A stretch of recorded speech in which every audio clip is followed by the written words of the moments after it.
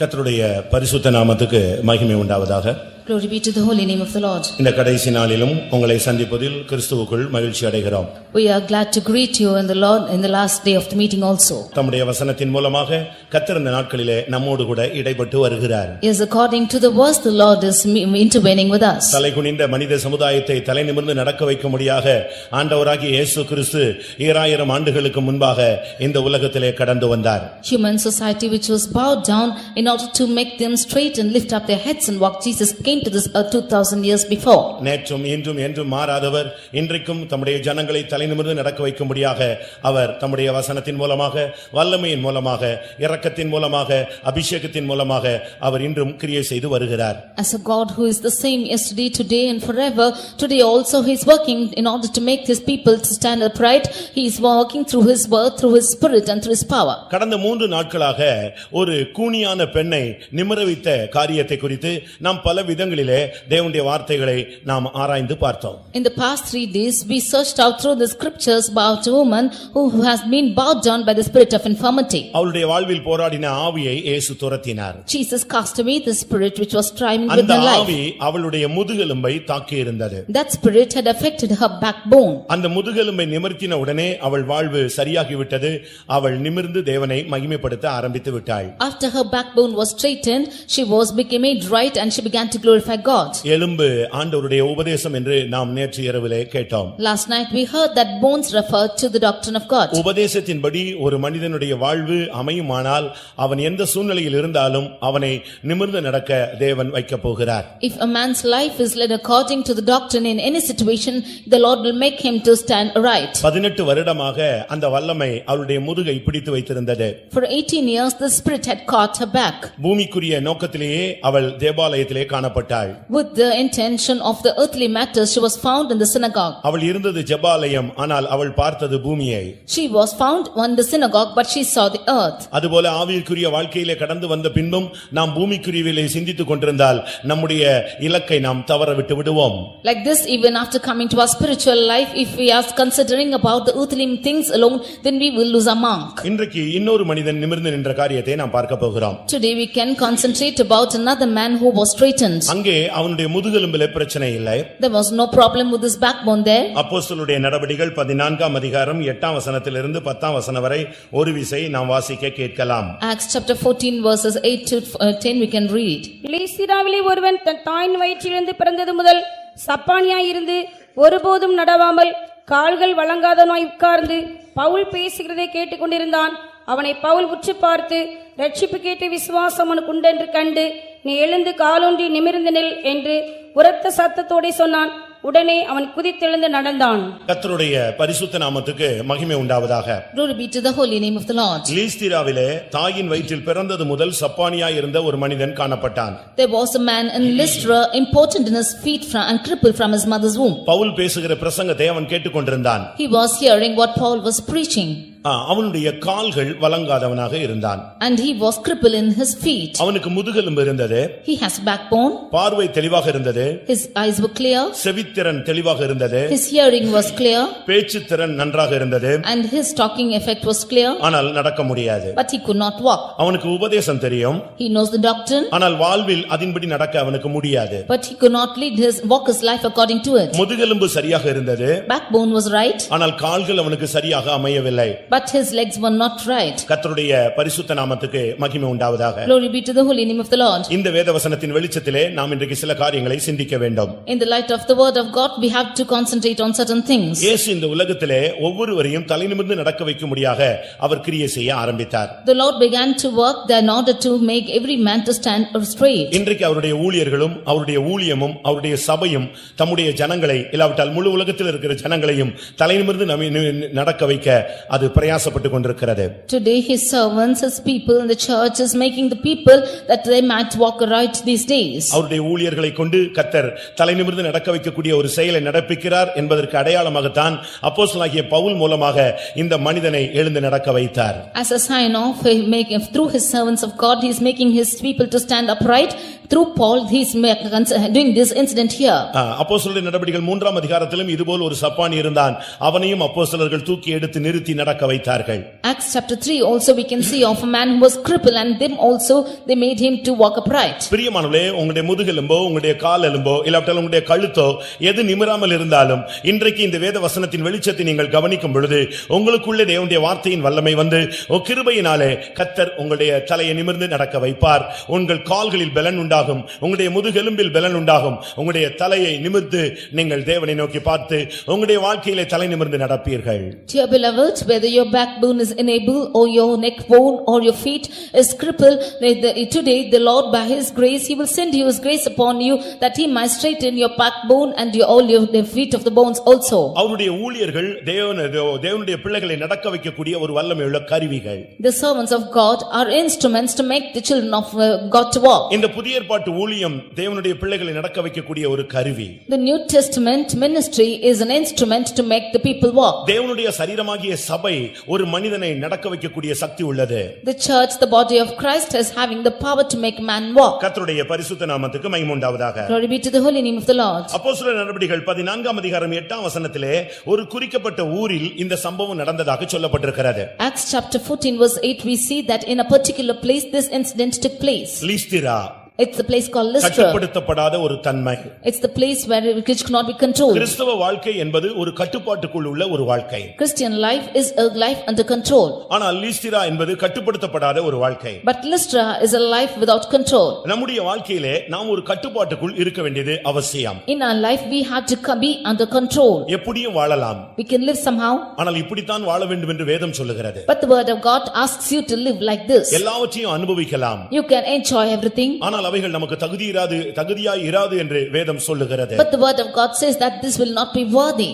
அந்த லீஸ்திரா என்கிற இடம் ஒரு கட்டுப்பாடற்ற ஒரு தன்மை. The place called Lystra had no control at all. இல்லாவிட்டால் தன்னிச்சையாய் விடப்பட்ட ஒரு அனுபவம். Or it was a place left by its own. அருமையானவர்களே, தன்னிச்சையாய் விடப்பட்ட பிள்ளை எப்படி இருப்பான்? How will a child who is left loose be found? தன்னிச்சையாய் விடப்பட்ட ஒரு பிள்ளை தன்னுடைய தகப்பனுக்கு லட்சையை, கேவலத்தை, அவமானத்தை உண்டு பண்ணுகிறான் என்று நீதிமொழிகள் சொல்லுகிறது. The child who is left loose will bring shame to his father. In Proverbs we can see about this. அது தன்னிச்சையாய் விடப்பட்டது.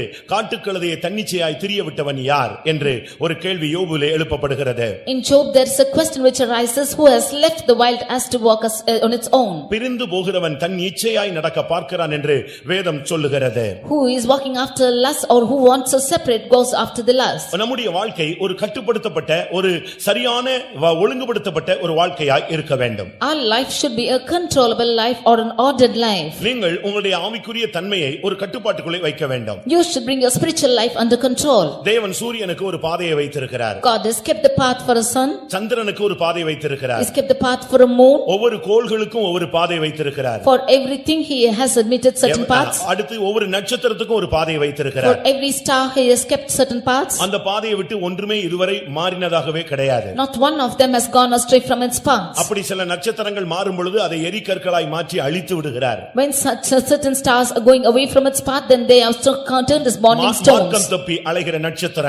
There are stars which are wandering stars. தேவனுடைய கட்டுப்பாட்டை எப்பொழுது இந்த நட்சத்திரங்கள் இழக்கிறதோ அதற்கு பெயர் மார்க்கம் தப்பி அலைகிற நட்சத்திரங்கள்.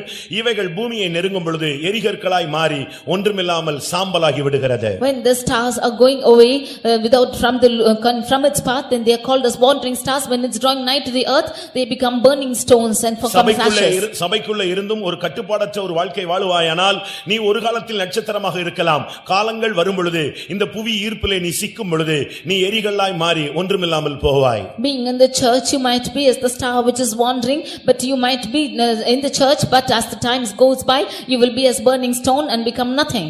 நீ கட்டுக்குள் இருக்க வேண்டிய ஒரு காலம் இருக்கிறது. This is a time you have to be under control. கட்டுப்படுத்தாத ஒரு தன்மைதான் லீஸ்திராவினுடைய தன்மை. Lystra is a place which has no control at all. காட்டுக்கழுதைக்கு கட்டுப்பாடு கிடையாது. There is no control for the wild ass. சில பெற்றோர்கள் பிள்ளைகளை கட்டுப்பாட்டுக்குள்ளே வளர்க்க தெரியவில்லை, முடியவில்லை, இயலவில்லை.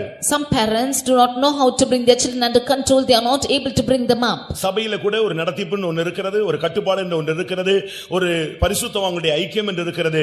சபைக்கும் உபதேசம் என்கிற சட்டதிட்டங்கள் உண்டு. இதை மீறும் பொழுது நாம் பாவிகளாக மாறுகிறோம். Even in the church there are many the doctrines, there is leaders and the leading, and when we cross against the laws and orders of the church, then we go without control. இன்னொரு பகுதியில பார்க்கும் பொழுது On another hand, ஊழியத்தில கூட அது ரொம்ப டஃப்பான ஒரு இடம்தான். even in the ministry, it's the very tough part. இரண்டாம் தீமோத்தேயு 3ஆம் அதிகாரம் 11ஆம் வசனத்தை பார்க்கும் பொழுது 2 Timothy 3 verse 11, அங்கே என்ன சொல்லப்பட்டிருக்கிறது? what it's told there? இந்த லீஸ்திராவிலே துன்பங்கள் அதிகமாய் பவுல் சந்தித்ததாக சொல்லுகிறான். In Lystra, Paul says that he met many afflictions. அந்த லீஸ்திராவிலே இருந்த ஜனங்கள் கூட அவர்கள் கட்டுப்பாடற்ற ஒரு வாழ்க்கைதான் அந்த சமுதாயத்திலே வாழ்ந்து கொண்டிருந்தார்கள். People living in Lystra also were living in life without control in society. இந்த இடத்துல ஒரு சபை இருந்தது. அந்த சபையிலே பவுல் பிரசங்கம் பண்ணினார். There was a church in this place. In that place did Paul preach. அப்போஸ்தலர் 16:1 நாம் பார்க்கும் பொழுது Reading in Acts 16:1, அங்கே தீமோத்தேயுனுடைய குடும்பத்தை குறித்து சொல்லி இருக்கிறது. about the family of Timothy, it is said out here. இது கட்டுப்பாடற்ற வாழ்வினுடைய ஒரு அடையாளம். This is a sign of without control. தீமோத்தேயுடைய அம்மா ஒரு யூத ஸ்திரீ. The mother of Timothy was a Jewish woman. அவங்க அப்பா ஒரு கிரேக்கன். The father was a Greek. இந்த இரண்டு பேருக்கும் பிறந்தவன் தான் தீமோத்தேயு. And Timothy was born to both of them. இதிலிருந்து நாம் விளங்கிக் கொள்ளலாம் அந்த இடமே ஒரு கட்டுப்படுத்த முடியாத ஒரு தன்மையிலே வாழ்க்கையின் தன்மைகள் சீர்குலைந்து கொண்டிருந்த ஒரு காலம். From this we can understand that this was a place without control and people were living a immoral life. அருமையானவர்களே, உங்களுடைய வாழ்க்கை சமாதானம் என்கிற கட்டுக்குள் இருக்கிறதா? Dear beloved, is your life under the bond of peace? அன்பின் கட்டுக்குள்ளே நீங்கள் இருக்கிறீர்களா? Are you under the bond of love? நடத்திப்பு என்கிற கட்டுக்குள் நீங்கள் இருக்கிறீர்களா? Are you in the bond of leading? ஆவியானவருடைய கட்டுப்பாட்டுக்குள் நீங்கள் இருக்கிறீர்களா? Are you in the bond of Holy Spirit? இப்படிப்பட்ட சில கட்டுப்பாடுகள் தேவன் நமக்கு கொடுத்திருக்கிறார். Like this the Lord has given us certain bondages. எப்படியும் சுற்றி திரிய உனக்கு அதிகாரம் உண்டு. You can roam about however you like. ஆனால் அப்படி நீ உன்னை அலைந்து ஒரு காட்டுக்கழுதையை போல தேவன் மாற்ற விரும்பவில்லை. But roaming about, the Lord does not desire to make you as a wild ass. உன்னை தனக்கென்று பயன்படுத்தத்தான் அவர் வாஞ்சிக்கிறார். He desires to use you for his own. இயேசு கிறிஸ்து ஒரு கழுதையை அவிழ்த்து வரும்படியாக சொன்னார். Jesus commanded a colt to be removed. ஏனென்றால் அது ஒருபோதும் ஒருவரும் ஏறியிராத ஒரு கழுதை. Because that was an ass wherein nobody had rode upon. அது அவிழ்த்தாலே முடிந்தது. அதுக்கு பிறகு அது கட்டுப்பாட்டுக்குள்ள வராது. If it is let loose, then it will never come under control. ஆனால் இயேசு அதை தன்னுடைய கட்டுப்பாட்டிலே வைத்து தன்னுடைய ஊழியத்திலே பயன்படுத்த விரும்பினார். But Jesus want to control it and use it in his ministry. இந்த லீஸ்திராவிலே ஒரு சபை. This Lystra, there is a church. பிரியமானவர்களே, எந்த சூழ்நிலையிலும் சபை இயங்கிக் கொண்டே இருக்கும். In any situation the church will be operating. நாம் நினைக்கலாம் ஜனங்கள் இப்படி இருக்கிறார்களே, இவர்களுக்கு மத்தியிலே ஒரு சபையா என்ற ஒரு கேள்வி நமக்குள்ளே எழலாம். We may think that people are like this. In the midst of them is there a church? ஆனால் தேவன் தன்னுடைய சபையை பல விதங்களிலே வழிநடத்த விரும்புகிறார். But the Lord is leading the church in different angles. லேவியராகமம் 16ஆம் அதிகாரத்தை நாம் பார்க்கும் பொழுது, Reading in Leviticus chapter 16 16ஆம் வசனத்தை பார்க்கும் பொழுது, verse 14, அவர்களுடைய தீட்டுகளுக்கு மத்தியிலே தன்னுடைய கூடாரத்தை அவர் நிறுத்தி வைத்திருந்தார். in the midst of defilements he had established his tabernacle. அவர்களுடைய தீட்டுகளுக்குள்ளே நிற்கிற ஆசரிப்பு கூடாரம் என்று சொல்லி இருக்கிறது. The tabernacle in the midst of defilements. ஜனங்கள் பலதரப்பட்ட ஜனங்கள் இருப்பார்கள், ஆனால் தேவன் அதிலே பரிசுத்தராய் இருக்கிறார். There would be many kinds of people, but the Lord is holy. நாம் மற்றவர்களை பார்க்க கூடாது. We should not look at the others. இந்த லீஸ்திராவிலும் பவுல் ஊழியம் செய்தார். Even Paul ministered in this Lystra. நிர்பந்தமான சூழ்நிலை. It's a desperate situation. ஜனங்களுடைய வாழ்வு நிலவரம் கட்டுப்பாடற்ற ஒரு வாழ்க்கை. The people's life were without control. ஊழியத்திலே துன்பம் நிறைந்த பகுதி. In a ministry full of persecutions. கட்டுப்படுத்தப்படாத ஒரு சூழ்நிலையிலே அந்த சபையும் அந்த ஜனங்களும் போய் கொண்டே இருக்கிறார்கள். In an uncontrollable situation the church and the people were going on. ஆனால் இந்த சேற்றுக்குள்ளே ஒரு செந்தாமரையை கர்த்தர் சபையை வைத்திருக்கிறார். But in the midst of Maya the Lord has kept a lotus, which is the church. அந்த சபையிலே பவுல் பிரசங்கம் பண்ண ஆரம்பித்தார். He began to preach in that church. Pavul பிரசங்கம் பண்ண ஆரம்பித்த பொழுது அங்கே பலர் இருந்தார்கள். When Paul began to preach there were many of them there. அந்த சபையினுடைய போதகர் இருந்திருக்கலாம். The preacher would have been there. கண்காணி இருந்திருக்கலாம். அந்த சபையினுடைய பிஷப் இருந்திருக்கலாம். The bishop would be there. அந்த நாட்களில் கண்காணிகள், உதவிக்காரர், இப்படி பலரும் மூப்பர்களும் இப்படி ஏற்படுத்தப்பட்டதான ஒரு சபையாக இயங்கிக் கொண்டிருந்தது. ஏனென்றால் அப்போஸ்தலர்கள் குறைவான ஒரு காலம். Those churches had been filled with elders because apostles were very few in those time. அந்த சபையிலே பலருக்கு மத்தியிலே தாயின் வயிற்றில் பிறந்தது முதலே சப்பானியா இருந்த ஒரு மனுஷன் உட்கார்ந்து பிரசங்கம் கேட்டுக்கொண்டிருந்தான். In that church, in the midst of many of them, one who was crippled from his mother womb also was hearing the message. அவன் தாயின் வயிற்றில் பிறந்தது முதல் சப்பானி. He was crippled from his mother's womb. இந்த தாய் என்றால் யார்? Who is this mother? கலாத்தியர் 4ஆம் அதிகாரம் 26ஆம் வசனத்தை பார்க்கும் பொழுது, Galatians chapter 4 verse 26. மேலான எருசலேமோ நம் எல்லாருக்கும் தாயானவள். Jerusalem, which is above, is mother of us all.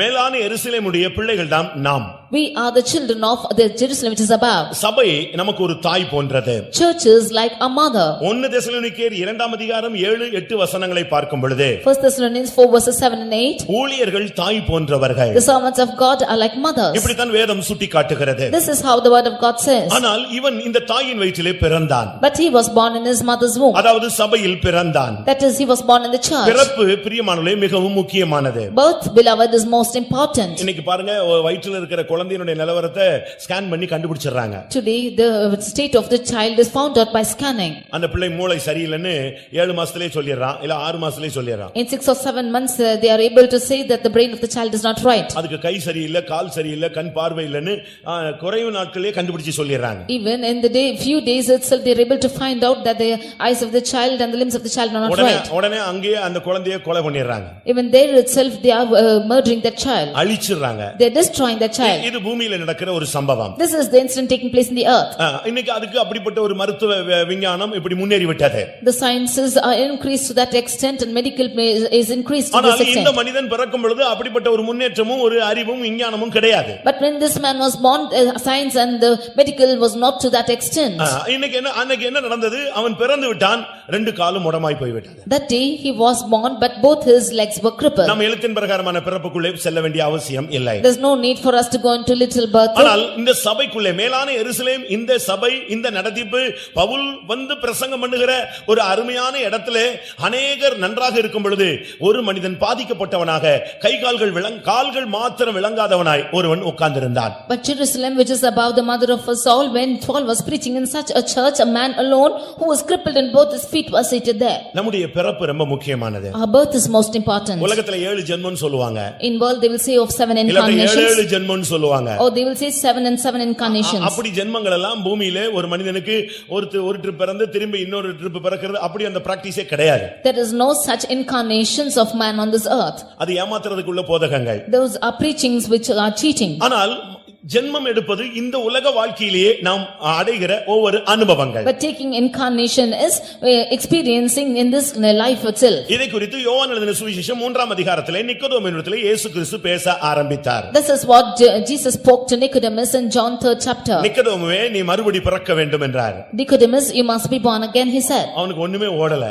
Nothing was running to him. இவ்வளவுக்கு அவர் ஒரு சர்ச்சில pastor. Because he was a pastor of a church. அவன் சொன்னா நான் எப்படி இவ்வளவு வயசாயிருச்சு நான் போய் மறுபடியும் என் தாயின் வயிற்றில் எப்படி பிறக்க முடியும் எனக்கு ஒரே கன்ஃபியூஸா இருக்குன்னு சொல்லிட்டான். He said, I am old enough and how can I go be born again in my mother's womb? அப்போ இயேசு சொன்னார் இஸ்ரவேலில் போதகனாய் இருந்தோம் உனக்கு மறுபடி மறுஜென்மம் எடுக்கிறத பத்தி உனக்கு ஒண்ணுமே தெரியாதா? And Jesus said that you are a teacher of Israel, you do not know what is being born again. பிரியமானவர்களே இப்போ நம்ம பிறந்து திரும்ப மரிச்சு திரும்ப பூனையாக நாயாக பேயாக அப்படிலாம் வர போறது இல்ல. Dear beloved, we being born now after dying, we are not going to take the incarnation of a dog or a cat or devil. ஒரே தரம் மரிப்பதும் பின்பு நியாய தீர்ப்பு அடைவதும் நமக்கு நியமிக்கப்பட்டிருக்கிறது. Once to die and then to be justified is ordained for us. அப்ப இந்த ஜென்மம்னா என்ன Bible இத ஒத்துக்கொள்ளுதா? Then what are the incarnations? Is Bible comprehending it? ஜென்மங்களை பைபிள் ஒத்துக்கொள்ளுகிறது. The Bible is also comprehending for incarnations. ஒரே தரம் பிறந்து ஒரே தரம் மரிக்கிற பாத்தியா இதுக்குள்ள நடக்கிறதான பிறப்புகள் தான் அந்த ஜென்மங்கள். You being born once and dying once, between this is the incarnation taking place. பைபிளும் கூட ஜென்மம் ஒரு வார்த்தையை உபயோகிக்கிறது. The word of God is also saying about a word called incarnation. தீத்து 3:5ல பார்க்கும் பொழுது மறு ஜென்ம முழுக்கு என்ற வார்த்தை தமிழிலே அழகாக சொல்லி இருக்கிறது. In Titus 3:5 we see of a word called regeneration of the water. நமக்கு ஒரு 7 ஜென்மம் இருக்கு. அந்த 7 ஜென்மத்தை நான் பல இடத்துல பேசி இருக்கிறேன். Dear beloved, there are 7 incarnations of us which I have spoken in many places. நீங்க எந்த ஜென்மத்தில் இருக்கீங்கன்னு கொஞ்சம் பாருங்க. You examine as to which incarnation are you found in. இனிமே மரிச்சு போய் இன்னொரு ட்ரிப் நீ வெளிய இன்னொரு இடத்துல வேற ஒரு ஜென்மமாக எடுக்க போறது இல்ல. You are not going to die and take another incarnation in another place. இப்போ ஒரு புதிதாக ஒரு கல்ச்சர் வந்திருக்கிறது. There's a new culture which has come. நான் போன பிறவில எங்க இருந்தேன் எங்க அம்மா அப்பா அந்த ஊர்ல இருக்காங்க இப்படி எல்லாம் சொல்லிட்டு சில ஆவி பிடிச்சு ஒரு சிலர்லாம் அங்கங்க போய் புலம்பிக்கிட்டு இருக்காங்க. Some of them catching some spirits, they say that I was in such a place before and my parents were in that place and so on. நான் முற்பிறவில இந்த ஊர்ல நான் பிறந்தேன். Before carnation I was born in that place. இதெல்லாமே சுத்த ஏமாற்று வேலை. These are all real cheating.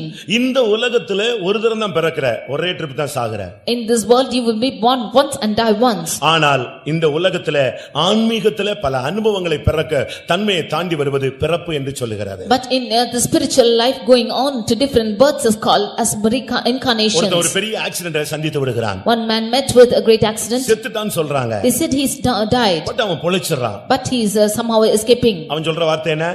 What does he say? எனக்கு மறுபிறவி கிடைச்சிருக்கு. I have got a rebirth. அதுபோல that like this. யோவான் எழுதின சுவிசேஷம் 1 அதிகாரம் 13 வசனத்தின்படி பார்க்கும் பொழுது John's Gospel 1st chapter verse 13. அங்கே புருஷ சித்தத்தினால் பிறந்த ஒரு வாழ்வு. There's a life which is born of the will of man. இல்லாவிட்டால் மனித சித்தத்தினால் பிறந்த ஒரு வாழ்வு. Or the life which is born with by the will of man. இப்படி ஒரு பிறப்பு, அதுதான் நம்ம தாயின் வயிற்றில பிறந்த பிறப்பு. This is the birth of being born in mother's womb. இரத்தத்தினாலாவது மாம்ச சித்தத்தினாலாவது புருஷனுடைய சித்தத்தினாலாவது பிறவாமல், அதாவது உலக பிறப்பு குறித்து அதை சொல்லுகிறது. Unto the ones who are born of the world it is said the will of flesh nor of will of man but of God. இது first பிறப்பு. This is the first birth. இந்த பிறப்புல தான் இங்க எல்லாரும் வந்து உட்கார்ந்திருக்கீங்க. Maybe it's of one of these births you are sitting here. யோவான் 3:3ல இரண்டாவது மறுபடி பிறத்தல் என்ற ஒரு வார்த்தையை இயேசு அழகாக சொன்னார். In John 3:3 Jesus speaks of another birth. பழைய வாழ்க்கைக்கு ஒரு முடிவாகி இயேசு கிறிஸ்துவை பார்த்து வெளிச்சத்தை நீ தீர்மானித்து அவரே இரட்சகர் என்று உன் இருதயத்தில் விசுவாசிக்கும் பொழுது நீ அடுத்த ஜென்மத்துக்குள்ள வருகிறாய். உன் வாழ்வின் தன்மை மாறுகிறது, மனம் திரும்புதல் உண்டாகிறது. Putting an end to the old life, you looking unto Jesus and the light of his word, then you changing your life and accepting him and repenting for your sins is a regeneration. தாயின் வயிற்றில பிறந்தது ஒரு ஜென்மம், அடுத்து நீ மனம் திரும்பினது இரண்டாவது ஜென்மம். Being born in mother's womb is a regeneration and being born again is another generation. மூன்றாவது நான்காவதும் யோவான் 3:5ல தெளிவாக சொல்லி இருக்கிறது. In John 3:5 we see about the third and fourth too. ஜலத்தினாலும் ஆவியினாலும் பிறத்தல். Born of water and of the spirit. ஞானஸ்நானம் எடுப்பது ஒரு பிறப்பு. Baptism is another birth. அதாவது உன் வாழ்வையே மாற்றி விடுகிறது. That is changing your life itself. நீ ஜலத்திலிருந்து எடுக்கப்பட்டவனாக மாற வேண்டும். You should be the one taken out of water. கிறிஸ்துவை தரித்துக் கொண்ட ஒரு வாழ்க்கையை காண்பிக்கிறது. It shows a life putting on Christ. பாவ வாழ்க்கைக்கு முடிவு அடக்க ஆராதனை நடந்து விட்டது. Burial service has taken place for sinful life. ஞானஸ்நானம் ஒரு அடக்க ஆராதனையை காண்பிக்கிறது. Baptism shows a burial service. ஞானஸ்நானம் எடுத்து நீ கரையேறும் பொழுது ஒரு புதிய பிறவியாக ஜலத்தினால் உள்ள பிறப்பை நீ பெற்றுக்கொள்கிறாய். When you get on the shores out of baptism, then you take the birth which is out of water. இதைத்தான் தீத்து 3:5ல பவுல் பேசும் பொழுது மறு ஜென்ம முழுக்கு என்று சொல்லுகிறார். That is what in Titus 3:5 when St. Paul speaks, he is saying of regeneration of water. இதெல்லாம் இந்த ஒரே பிறப்புல நடக்கிற ஒவ்வொரு அனுபவங்கள். This is the experience which is taking in one birth itself. அடுத்து யோவான் 3:5ல ஆவியில் பிறத்தல். In John 3:5 it is said of a born of spirit. சரியான ஒரு அபிஷேகத்தை நாம் பெற்றுக்கொள்கிறது அடுத்த ஒரு பிறப்பு. Receiving the right anointing is another birth. அந்த லைஃப் பழைய லைஃப்ல போய் ஒவ்வொரு தன்மைக்கும் நீ அடுத்த பிறப்புக்குள்ள வந்து கொண்டே இருக்கிறாய். In every aspect you are coming to the next birth. கலாத்தியர் 4:26 படி சபைக்குள்ளே வந்து சரியான சபையில வந்து நீ ஸ்டாண்ட் பண்ணும்போது அந்த சபையில உனக்கு நீ வந்து ஐக்கியப்படுறியே அது ஒரு பிறப்பு. மேலான எருசலேம் நமக்கு தாய். Galatians 4:26 when you are united in the right church then you become a member of Jerusalem which is above mothers of all. நான் பெந்தேகோஸ்தே சபையில வந்துட்டேன், சரியா பிறந்துட்டேன் அப்படினா நான் 5வது பிறப்புல வந்துட்டேன், இன்னும் கொஞ்சம் நான் தவிருவேன்னு நினைக்கிறீங்களா? Saying that you are coming to Pentecost, you are coming to the 5th birth, so you are rightly born, so you will somehow cross. இங்க வந்த பிறகுதான் நீ தேவனாலே பிறக்கணும். After you come here it is then that you should be born of God. தேவனால் பிறக்கிற ஒரு அனுபவம் இருக்கிறது. சபைக்குள்ள வந்த பிறகுதான் லைஃப்ல total change உண்டாகிறது, மறுரூபம் உண்டாகிறது. There's an experience of being born of God after coming into the church, that is total change and you should be born again. 1 யோவான் 2:29 பார்க்கும் பொழுது 1 John 2:29 நீதியை செய்கிறவன் அவரில் பிறந்திருக்கிறான். He who is doing righteous is born of him. 1 யோவான் 3:9 தேவனால் பிறந்தவன் பாவம் செய்யான். In 1 John 3:9 whosoever is born of God doth not commit sin. 1 யோவான் 4:7 அன்புள்ள எவனும் தேவனால் பிறந்திருக்கிறான். And in 1 John 4:7 he that is loving is born of God. 1 யோவான் 5:1 விசுவாசிக்கிற எவனும் தேவனால் பிறந்திருக்கிறான். And 1 John 5:1 whoso believeth of Jesus is born of God. 1 யோவான் 5:4 தேவனால் பிறப்பது உலகத்தை ஜெயிக்கும். 1 John 5:4 whosoever is born of God overcometh the world. 1 யோவான் 5:18 தேவனால் பிறந்தவன் தன்னை காக்கிறான். 1 John 5:18 whoever is born of God keepeth himself pure. நன்றாக நீங்கள் தேவனுடைய வசனங்களை நிதானித்துக் கொள்ளுங்கள். You should discern the word of God rightly. தேவனால் பிறந்தவன் தேவனுக்கு செவி கொடுக்கிறான் என்று யோவான்ல 8:47 நாம் பார்க்க முடியும். In John 8:47 we see that he who is born of God hearkens to him. இதிலிருந்து நாம் விளங்கிக் கொள்கிற சத்தியம் என்ன? From this what the truth we understand? தேவனால் பிறக்கிற ஒரு வாழ்க்கை இருக்கிறது. As a life being born of God. சரியான விதத்திலே நாம் இந்த நாட்களிலே நம்முடைய வாழ்வை நான் பயன்படுத்திக் கொள்ள வேண்டியது அவசியம். These days it is necessary for us to make the right use of our life. சபைக்குள்ள வந்தால் மட்டும் போதாது. Not sufficient you coming into the church. தேவனால் பிறந்து தன்னை காத்து விசுவாசித்து அன்பிலே இப்படி பல தன்மைகளிலே அவன் பூரணத்தை, அதிலேயும் 7 தன்மை இருக்கு. தேவனால் பிறந்தவனுக்கு 7 கேரக்டர் இருக்கிறது. Being born of God has 7 characters, that is in faith and love he should grow in it. இது ஒரு விசுவாசியினுடைய பூரணம். This is the perfection of a believer. இந்த தேவனால் பிறந்த நிலவரத்துல தன்னுடைய ஜீவியத்தை காத்துக்கொண்டு பாவம் செய்யாமல் தன்னை காத்துக்கொண்டு ஓட்டத்தை முடிச்சிட்டானா அவனுக்கு புதிய எருசலேம். If he should be born of God and preserves his life in all these characters, then he will definitely attain New Jerusalem. இன்னும் அடுத்த ஸ்டெப் ஊழியக்காரங்களுக்கு. Next step is for the servants of God. 87ஆம் சங்கீதம் 5ஆம் வசனத்திலே பார்க்கும் பொழுது சீயோனிலே இன்னான் பிறந்தான் என்று தேவன் அவனுடைய பெயரை எழுதுகிறார். Reading in 87 Psalm verse 5 we see that God writes the name of the ones who are born in Zion. கர்த்தருடைய பரிசுத்த நாமத்துக்கு மகிமை உண்டாவதாக. Glory be to the holy name of the Lord. ஆனால் இவன் தாயின் வயிற்றிலே பிறக்கும் பொழுதே இவன் சப்பானியாக பிறந்து விட்டான். But he is born crippled even in his mother's womb. சர்ச்சில நீ பிறக்கும் பொழுது சபையில ஒரு சப்பானியாக வரக்கூடாது. When you are born in the church you should not come as a cripple. சபையில இருக்கிற ஒரு 4 விசுவாசிகள், அதாவது எழுத்தின் பிரகாரமான ஊனமுற்றோர்களை நான் குறை சொல்றேன், யாரும் தயவு செய்து எண்ணி விடக்கூடாது.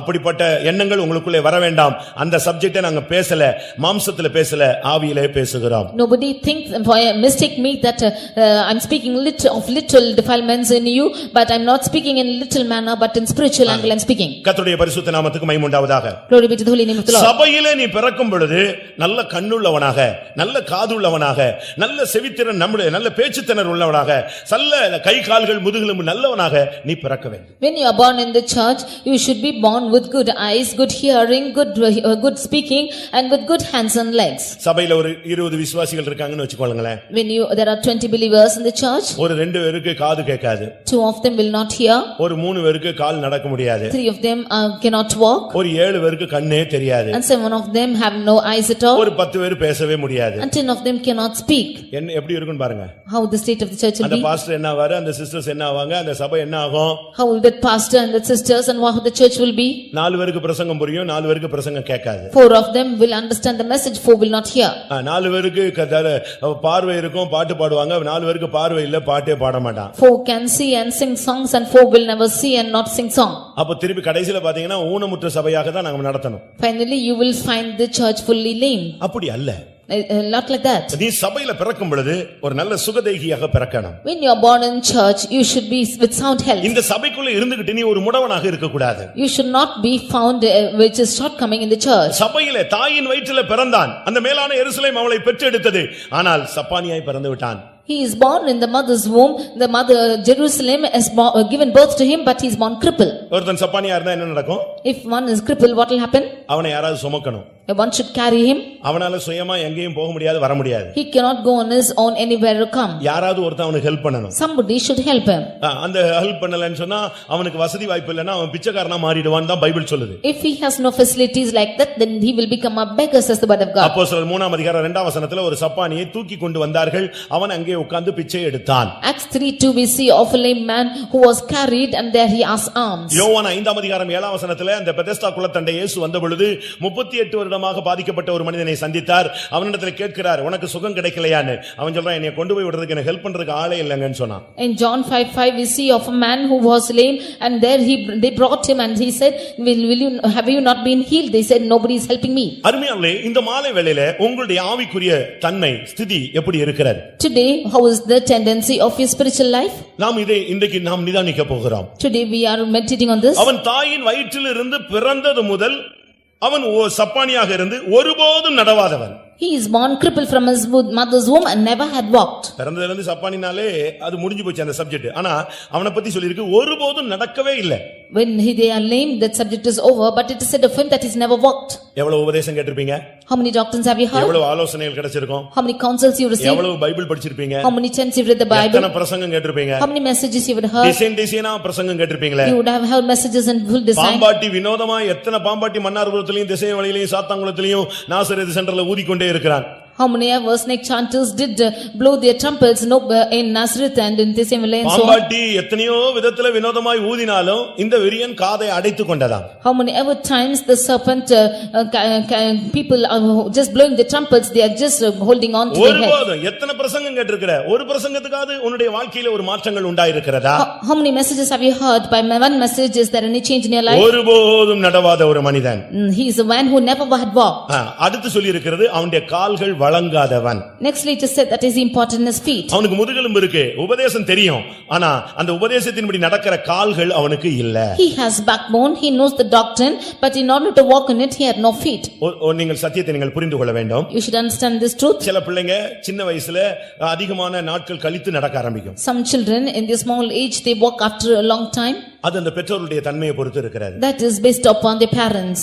8 மாசத்துல நடக்க வச்சிருவாங்க ஒரு சில பேரண்ட்ஸ். அவங்களுக்கு அந்த பிள்ளை நடக்க வைக்கணும், ஓட வைக்கணும்னு அது அந்த பிராக்டீஸ் கொடுப்பாங்க.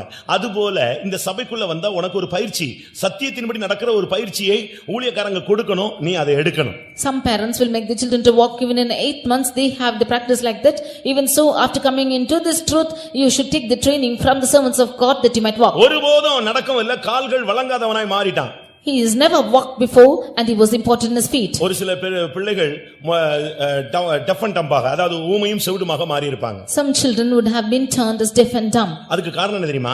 The reason for this is ஒரு விதத்துல ஒரு குறைபாடாக இருந்தாலும் இன்னொரு விதத்துல தாய் அதுக்கு சொல்லி அதை பேசுறதுக்கு பிராக்டிஸே கொடுக்காம என் பிள்ளை என் பிள்ளை என் பிள்ளை உன் பிள்ளை கடைசியில ஊமையும் செவிடுமா போய்விடுகிறாரு. something might be defect in that child, but the mother has not practiced him and she was full of love and she never give practice for speaking and full of she's become dumb. ஒரு சில parents பாருங்க, பிள்ளைகளுக்கு வயசாயிட்டா கூட தூக்கிட்டே அலைவாங்க, அதுங்க நடக்கிறதுக்கு பிராக்டிஸே கொடுக்க மாட்டாங்க பாசமா.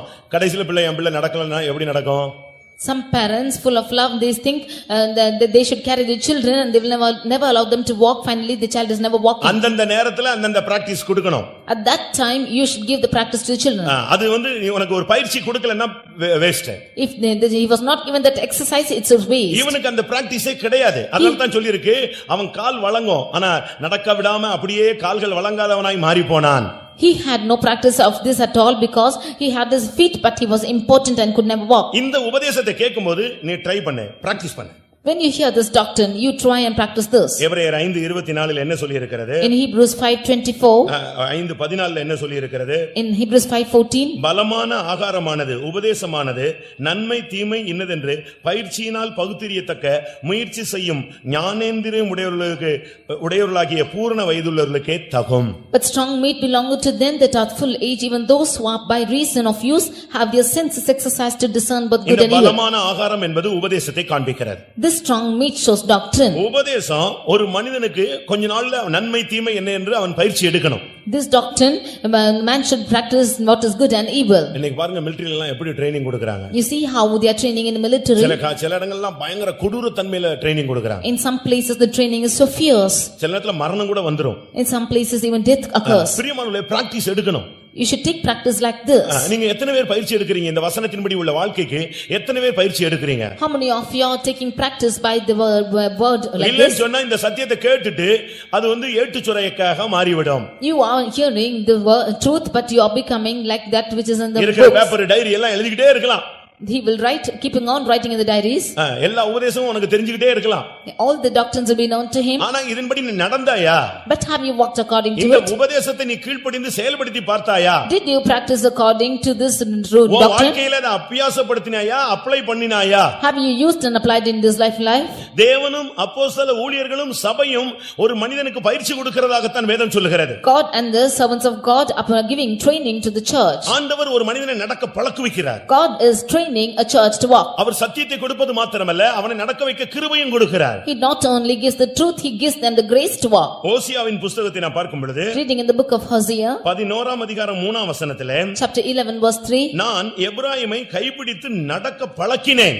I have taught Ephraim and took by his arms to walk. நீ சபையில பிறந்திருந்தா, இந்த இயேசுவின் இரத்தத்தினால் கழுவப்பட்டவனாய் இருந்து சபைக்கு நீ ஒரு புத்திரனாக இருந்தால் உன்னை இந்த மார்க்கத்திலே கர்த்தர் நடக்க பழக்குவார். If you are born in this church, if you are washed by the blood of Jesus, then if you are the son, the Lord will make you to walk. இந்த பாவம் நிறைந்த உலகத்திலே, In this sinful world, அக்கிரமம் நிறைந்த உலகத்திலே, in this life full of wickedness, மாம்சம் நிறைந்த உலகத்திலே, in the life full of சபிக்கப்பட்ட lust, இந்த பூமியிலே, in this earth which is cursed, இந்த சத்தியத்துக்காக நீ நிற்க நடக்க கர்த்தர் உன்னுடைய கையை பிடித்து நீ தேவனுடைய எபிராயமா இருந்தால் உன்னை பிடித்து நடக்க பழக்குவார். that you might walk in the truth, and if you are like Ephraim, he will definitely take your hands and walk. உங்க சொந்த பிள்ளைகளை நீங்கள் நடக்க பழக்குவிக்க உங்களுக்கு தெளிவான அறிவு இருக்கும் பொழுது பரமபிதா தன்னுடைய பிள்ளைகளாகிய நம்மை நடக்க பழக்குவிக்க மாட்டாரா? When you have clear knowledge to grow up your children and make them walk, even so heavenly Father will he not make you walk? உனக்கு நடக்க முடியலையா கேளு, ஆண்டவரே சொல்லு, அவர் உன்னை நடக்க வைப்பார். If you are not able to walk, you say the Lord and you ask of him, he will make you to walk. குழந்தைகள் இருக்கிற வீடுகள் எல்லாம் அந்த குழந்தைகளுக்கு ஒரு சின்ன வாக்கர் வச்சிருப்பாங்க.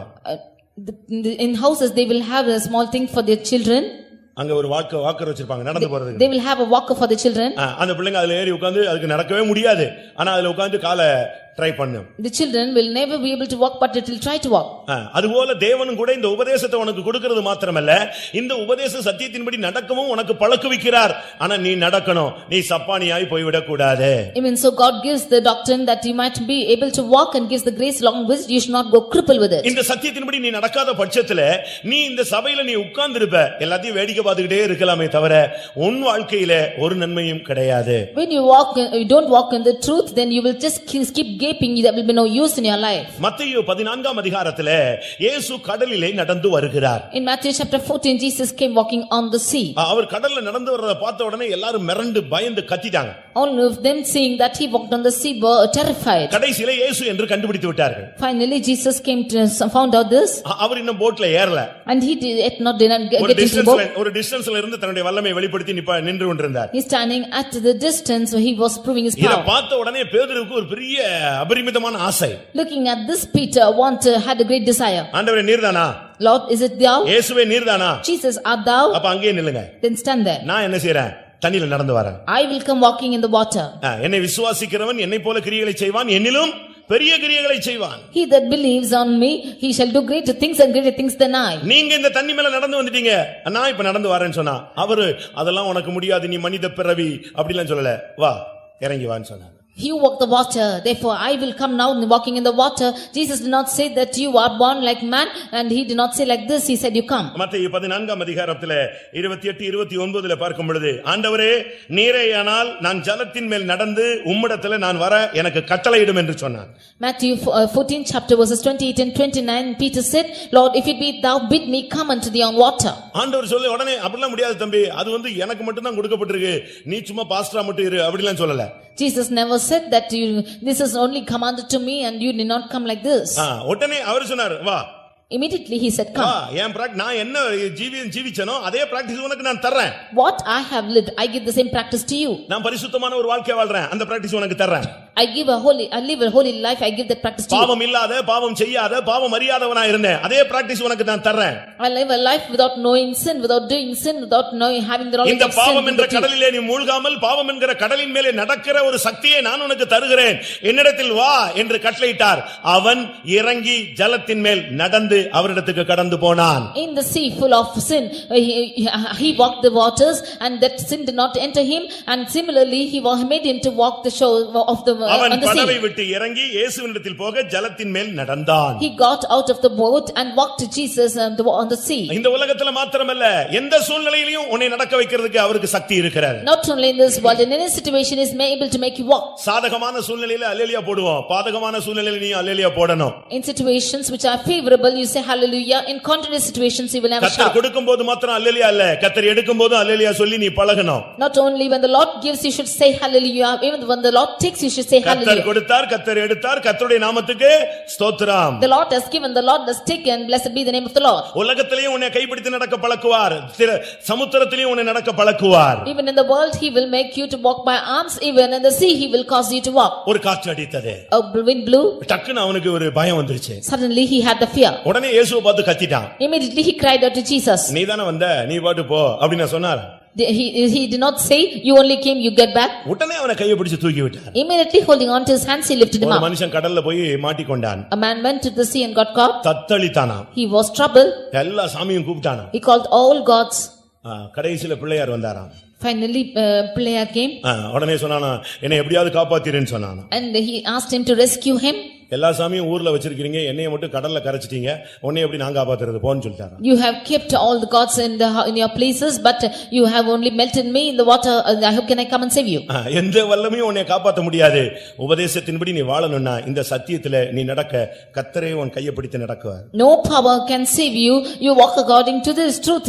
God himself will hold your hands and walk. இன்னைக்கு நமக்கு இவ்வளவு சத்தியம் கிடைக்குது. Today we are getting such இவ்வளவு truth. உபதேசம் கிடைக்குது. So we are getting these doctrines. இவ்வளவு அபிஷேகத்துல fill பண்ணப்படுகிறோம். We are getting filled in such anointing. பழைய ஏற்பாட்டு காலத்து பரிசுத்தவான்களுக்கு இப்படி பிரமாணமும் கிடையாது, இப்படிப்பட்ட உபதேசமும் கிடையாது, ஒண்ணுமே கிடையாது.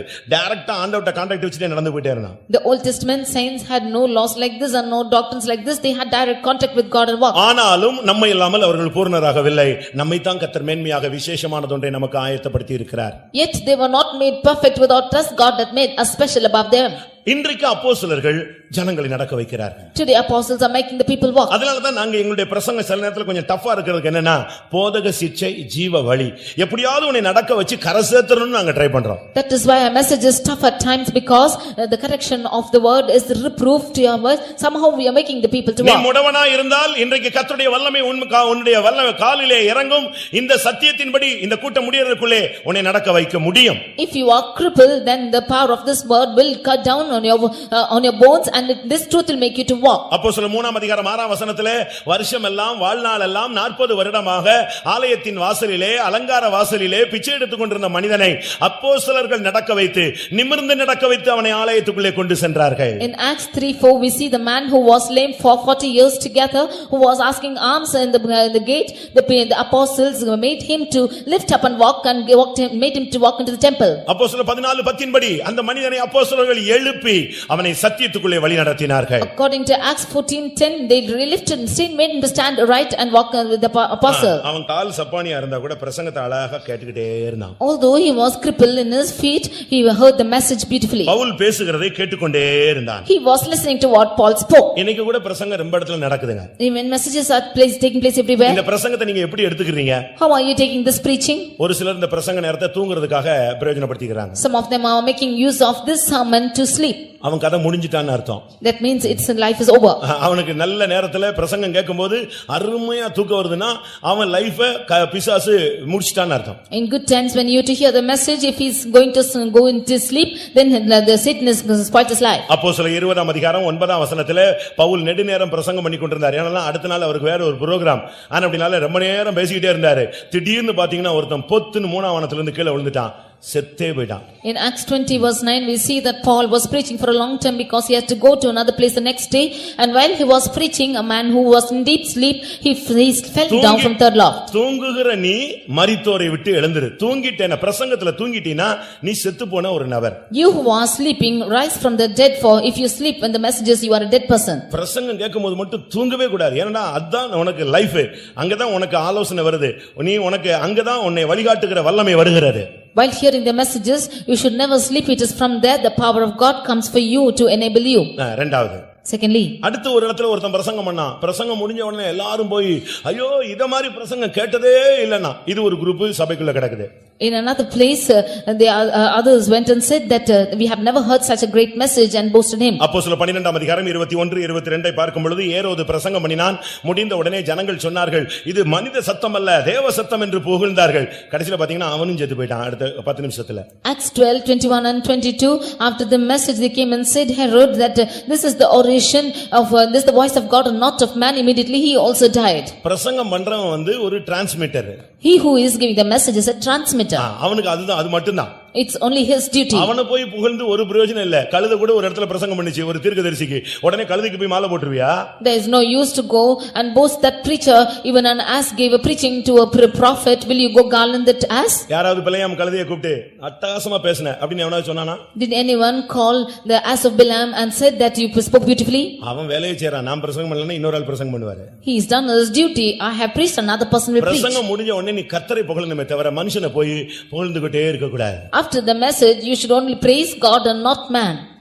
ஒரு இடத்துல நான் சொல்லி இருக்கிறேன்னு நினைக்கிறேன். ஒரு இடத்துல பிரசங்கம் நடந்தது. பிரசங்கம் முடிஞ்ச உடனே ஒரு ஆள் ஓடி போய் இந்த மாதிரி பிரசங்கம் நான் கேட்டதே இல்ல, அருமையா பண்ணீங்கன்னு சொன்னாரு. In one place, one person went and said after the message, "You've done a beautiful message. I've never heard it before." அவர் சொன்னாரா, He said, ஏற்கனவே ஒருத்தர் வந்து சொல்லிட்டாருங்க, நீங்க இரண்டாவது ஆளுன்னு சொன்னாரு. "Already another person has come to and told me like this, you are the second person." இல்லையா, நான் பார்த்துட்டே இருக்கிறேன், பிரசங்கம் முடிச்சு நீங்க வந்து உட்கார்ந்ததுல இருந்து நான் தான் ஃபர்ஸ்ட் வந்து உங்களை அப்ரிஷியேட் பண்ணியிருக்கேன்னு சொன்னாரு. He said, "No, I'm the first person who had appreciated you after the message I've been seeing." இல்ல, No. நான் வந்து உட்கார்றதுக்கு முன்னாலேயே சாத்தான் வந்து சொல்லிட்டான், அட்டகாசமா நீங்க பிரசங்கம் பண்ணேன்னு சொன்னா நீ இரண்டாவது சாத்தான் வந்திருக்கிற. Even before I could sit down, Satan came and said, "You have preached very beautifully." அதனால இந்த பிரசங்கம் பண்ற ஆளுங்களை புகழ்ந்துகிட்டு, பாட்டு பாடுற ஆளுங்களை புகழ்ந்துகிட்டு, எதையாவது ஒண்ணு செஞ்சுக்கிட்டு, இப்படியே மனுஷனை புகழ்ந்தே பேசிக்கிட்டு, மனிதனை பிரியப்படுத்த பார்க்கறாயா, தேவனை பிரியப்படுத்த பார்க்கறாயா? I want to praise the person who is preaching or singing songs, and do you want to keep praising God or man? மனுஷனை பிரியப்படுத்தி மனுஷனை புகழ்ந்து பேசிட்டேன்னா அவன் செத்துட்டான்னு அர்த்தம். அவனுக்கு அதுதான் சோதனை. If you should praise man and boast man, that is the end of him, he is going to die. அப்போஸ்தலர் 7ஆம் அதிகாரத்துல ஸ்தேவான் அருமையான ஒரு பிரசங்கம் பண்ணான். In Acts chapter 7, Stephen preached a good preaching. அட்டகாசமான பிரசங்கம். It was a marvelous preaching. ஆபிரகாம்ல இருந்து ஸ்டார்ட் பண்ணிட்டான். He started from Abraham. ஆபிரகாம்ல ஸ்டார்ட் பண்ணி அழகா இயேசு கிறிஸ்துவிடத்துல வந்து நிப்பாட்டி, நீங்க தான் அந்த இயேசுவை கொன்னீங்கன்னு பிரசங்கத்தை முடிச்சான்.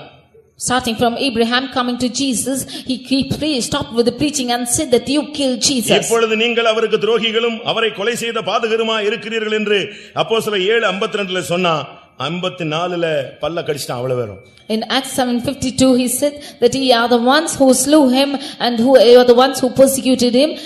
In the last he was dead. பிரசங்கத்துல சில நேரத்துல ஆபரேஷன் கூட நடக்கும். In sometimes there will be operation in the messages too. சில இடத்துல தடவி மருந்து போடுவோம். Sometimes we will anoint them with oil. சில இடத்துல உன்னை மெச்சிக்கொள்வோம். Sometimes we will சில இடங்கள்ல உங்களை உற்சாகப்படுத்துவோம். Sometimes we'll exhort you. அங்க எங்கயாவது புண்ணு இருந்து ரணம் வச்சு அது சீல் பிதுக்கப்படாம இருந்துச்சுன்னு சொன்னா ஆபரேஷன் ஸ்டார்ட் பண்ணுவோம். போதக சிக்ஷை ஸ்டார்ட் ஆகும். அதான் ஜீவ வழி. இல்லன்னு சொன்னா நீ புறையேறி போய் செப்டிக் ஆகி செத்து போவ.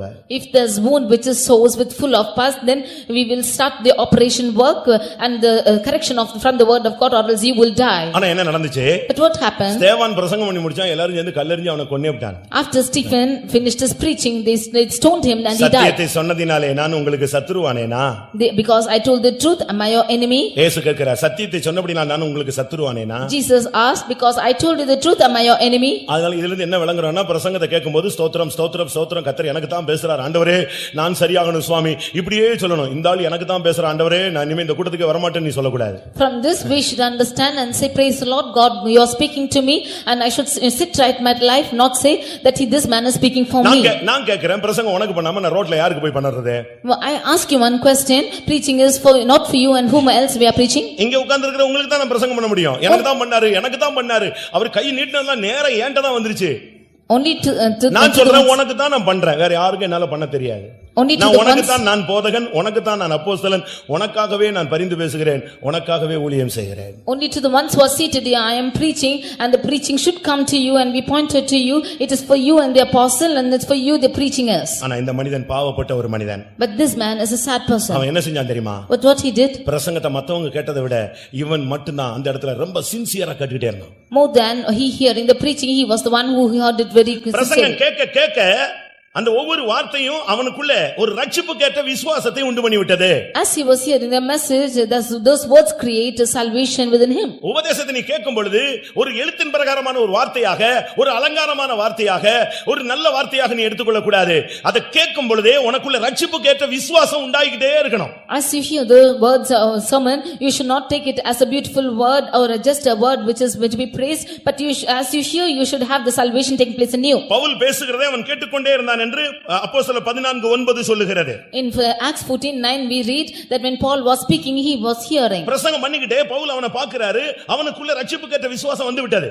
When Paul was preaching, he looked into him and there was a faith which was to be saved. கேட்கும் பொழுதே ரட்சிப்புக்கேற்ற விசுவாசம் அவனுக்கு உண்டாகிக்கொண்டே இருந்தது.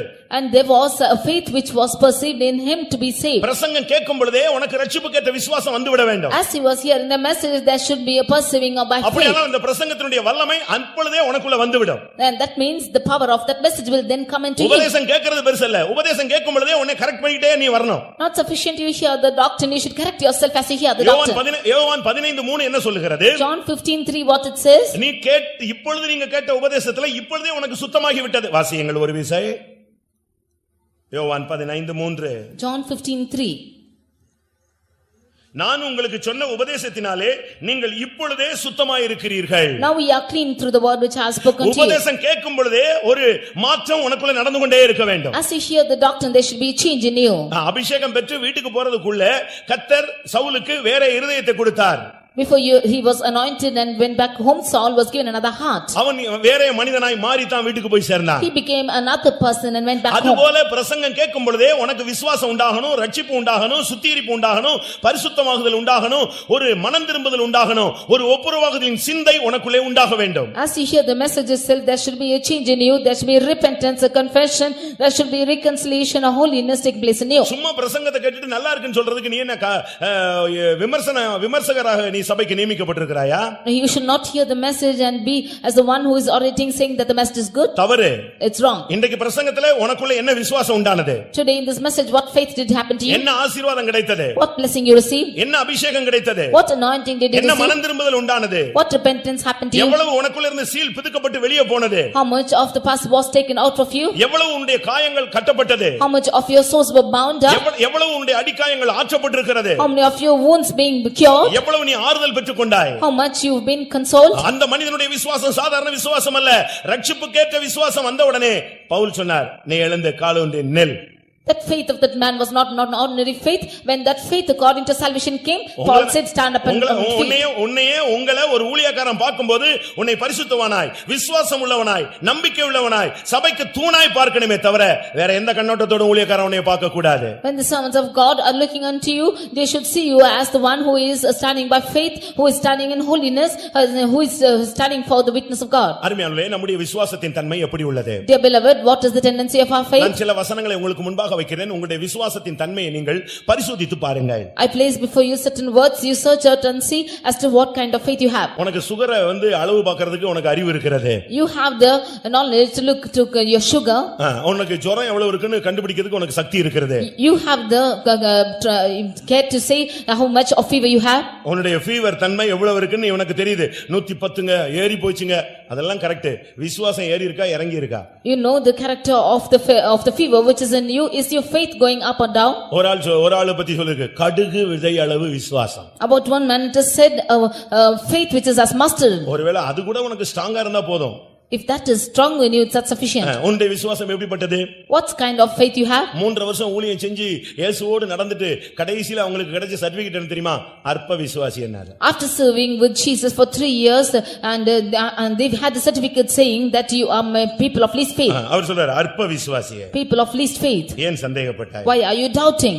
அற்ப விசுவாசிகளே. And people of least faith. இப்படிப்பட்ட வார்த்தையை நீங்க கடைசில வாங்கிர கூடாது. You should not get such words. ஓட்ட முடியும்போது அற்ப விசுவாசிகளே அப்படினு ஒரு வார்த்தை கிடைச்சதுனா என்ன பிரயோஜனம்? At the end of your race, if you are called as the least faith, what is the use?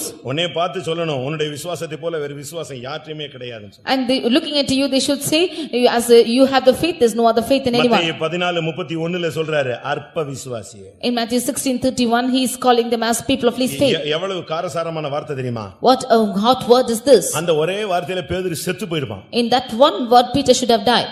நம்ம அவனை சொல்றோம் பிரதான அப்போஸ்தலன். இயேசு அவனை பார்த்து சொன்னார் அற்ப விசுவாசியே. We would say that he is an apostle, but Jesus calls him as a man of little faith. ஒரு சிலருக்கு விசுவாசத்துல கிரியே இல்ல, செத்து போன விசுவாசம். Some of them have no works in the faith at all, they are dead. இந்த சில மாடுகளுக்கு பின்னால கண்ணுக்குட்டி மாதிரி ஒன்னு வச்சிருப்பாங்க, அந்த தோல் மட்டும் தான் இருக்கும், உள்ள என்ன இருக்கு? வைக்கோல சுத்தி வச்சிருப்பான், அதை தூக்கிக்கிட்டே பால் கறக்கிற இடத்துல சுத்திட்டு அலைவான். அதே மாதிரி செத்து போன விசுவாசத்தை வச்சுக்கிட்டு விசுவாசிங்கிற ஒரு போர்டு போட்டுட்டு சுத்துற ஒரு பெரிய கும்பல் நம்ம சபைக்குள்ள இருக்கிறார். They will be the calf behind the cow which is only full of stacks, but they will be taking around for that cow to give its milk. Even so people who are dead like believers are found church. யாக்கோபு 2:14ல பார்க்கும் பொழுது கிரியை இல்லாத விசுவாசம் செத்ததே. In Lamentation 2:15 we see the கிரியை இல்லாத விசுவாசம் செத்ததே. Faith without works is dead. மத்தேயு 17:20ல கடுகு விதை அளவு விசுவாசம். Matthew 15:20 it's the faith which is having its little faith. ஒரு இடத்துல இயேசு கேக்குறாரு, உன் விசுவாசம் எங்க போச்சுன்னு கேட்டாரு. In one place Jesus asking, where is your faith gone? லூக்கா 8:25ல கேக்குறாரு, உன் விசுவாசம் எங்க? Luke 8:25 is asking where's your faith? ஆனா அந்த பெண்ணை கேட்டா என்ன சொல்வா தெரியுமா? But looking at the woman, if he asks, அந்த மனிதனை கேட்டால் என்ன சொல்வான் if he தெரியுமா? is asking his wife, what will he say? உன்னுடைய விசுவாசம் எந்த தன்மை உள்ளது? ரட்சிப்புக்கேற்ற விசுவாசம். If he is asking as to what that faith is, விடுதலையை பெற்றுக்கொள்ளக்கூடிய ஒரு விசுவாசம் அவனுக்குள்ளே வந்து விட்டது. the faith according to salvation is come into him. அவனுடைய சப்பானித்தன்மையை மாற்றக்கூடிய விசுவாசம் அவனுக்குள்ளே வந்து விட்டது. The faith that will change his crippleness is come into him. காலூன்றி நிமிர்ந்து நிற்க வைக்கக்கூடிய நடக்க வைக்கக்கூடிய சக்தி அந்த விசுவாசம் அவனுக்குள்ளே வந்து விட்டது. The faith that will make him to walk upright is come into him. மரித்தோரை எழுப்பும் விசுவாசம் அவனுக்குள்ளே வந்து விட்டது. The faith that will resurrect the dead is come into him. அருமையானவர்களே, உங்களுடைய விசுவாசம் என்ன? Dear beloved, what's your faith? ஆண்டவர் விசுவாசம் இல்லாதவர்களை பார்த்து சொல்கிறார், விசுவாசம் இல்லாத மாறுபாடான சந்ததியே, எதுவரைக்கும் நான் உங்களோடு கூட இருப்பேன்? Looking unto the ones without faith, the Lord says, unto the untoward generation who has no faith, how long will I be with you? உபதேசம் கேட்கிறாய், ஆனால் விசுவாசம் இல்லாமல் அந்த உபதேசம் செயல்படாதே. You will hear the doctrine, but without faith this will not operate. விசுவாசம் இல்லாமல் ஒருவன் தேவனுக்கு பிரியமாய் இருப்பது கூடாத காரியம். Without faith it is impossible to please God. உனக்குள்ள சரியான ஒரு விசுவாசம் ஊற்றாய் பாய்ந்து வர வேண்டிய ஒரு காலம் இதுதான். A right faith should come as a spring into you. உன்னுடைய தொழிலே தேவனை விசுவாசிப்பாயாக. In your business you believe on God. அதனால தான் வேதம் சொல்கிறது சகல விசுவாசம் சொல்லி. That is why the word of God says all faith. 1 கொரிந்தியர் 13:2 பார்க்கும் பொழுது 1 Corinthians 13:2 அங்கே சொல்லிருக்கு சகல விசுவாசத்திலும். it is said in all faith. அப்படினா விசுவாசத்துல பல ஸ்டெப்புகள் இருக்குது, பல அனுபவங்கள் இருக்கிறது. If it is so, there are many experiences and steps in faith. சும்மா விசுவாசிங்க சொல்றதுக்கு பேருக்கு விசுவாசம் அல்ல. Not to say an ordinary believer's faith. அது பிரியமானவர்களே, சரியான விதத்திலே உங்களுக்குள்ள விசுவாசம் இல்லாவிட்டால் இன்றைக்கு இந்த கூட்டம் முடியறதுக்குள்ளே உங்களால் ஒண்ணுமே செய்ய முடியாது. சரியான விசுவாசம் இந்த பிரசங்கத்தை கேட்கும் பொழுது தேவனுடைய வசனத்திலிருந்து உனக்கு நேராக வந்தால் இந்த கூட்டம் முடியறதுக்குள்ளே நீ நிமிர்ந்து நிற்பாய், உன் கால்களிலே ஜீவன் உண்டாகும். If there's no right faith in you, the word of God cannot operate within you. If you hearken with the right faith, then the close of the meeting there will be the voice of this word of God in you. மத்தேயு 15:28 பார்க்கும் பொழுது Matthew 15:28 அவர் சொல்றார், ஸ்ரீயே உன் விசுவாசம் பெரியது.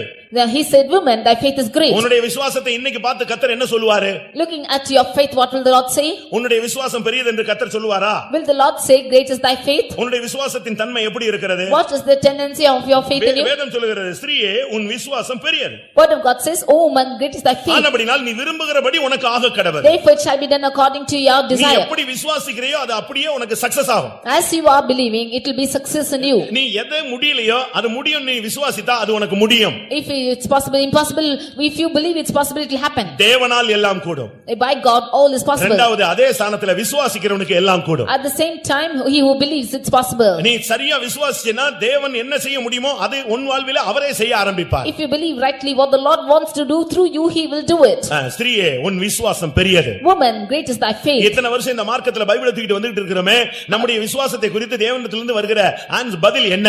So many years we are following in God in the religion. What is the reply of God for our faith? மத்தேயு 8:10 ஒரு மனிதனை பார்த்து இயேசு சொன்னார், இவன் இப்படிப்பட்ட விசுவாசத்தை நான் இஸ்ரவேல்ல எங்கேயுமே நான் பார்க்கவே இல்லைன்னு சொன்னார். In Matthew 8:10 Jesus was marveled about a woman saying. மத்தேயு 8:10 பார்க்கும் பொழுது In Matthew 8:10 we see that இஸ்ரவேலுக்குள்ளே இப்படிப்பட்ட விசுவாசத்தை நான் காணவே இல்லை. I have not found so great a faith, no, not in Israel. நான் சுத்தி இஸ்ரவேல் ஜனங்களை காணாமல் போன இஸ்ரவேல் ஜனங்களை தேடி பார்த்தேன், யாருக்குள்ளும் இப்படிப்பட்ட ஒரு விசுவாசத்தை நான் பார்க்கவில்லை. அப்படிப்பட்ட ஒரு மகத்தான விசுவாசம் அந்த நூற்றுக்கு அதிபதிக்கு வந்து விட்டது.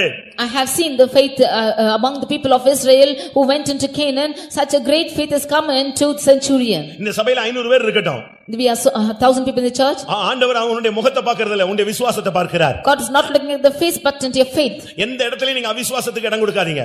Don't give unbelief in at any time. சரியான விதத்துல உங்களுடைய விசுவாசத்தை கர்த்தர் மெச்ச வேண்டும். At the right time God wants to exalt your உன்னுடைய faith. விசுவாசத்தை பார்த்து உன்னுடைய விசுவாசம் பெரியது என்று கர்த்தர் சொல்ல வேண்டும். God should look at your faith and say your great is your faith. உன் விசுவாசத்தை பார்த்து இப்படிப்பட்ட விசுவாசத்தை நான் பார்க்கவே இல்லைன்னு சொல்லணும். Looking at your faith he should say I have not found so great a faith. ஊழியர்கள் தங்களுடைய அனுபவங்களில் இப்படிப்பட்ட अनेक விசுவாசிகளை கண்டிருக்கிறார்கள். Servants of God had seen many of them who are faith warriors like this. अनेक விசுவாசிகள் நான் பார்த்திருக்கிறேன், ரொம்ப ஸ்ட்ராங்கா விசுவாசத்துல நிக்கறாங்க. They have seen many believers who were strong in faith.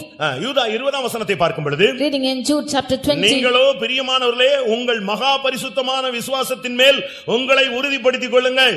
You beloved steadfast yourself in the most holy faith.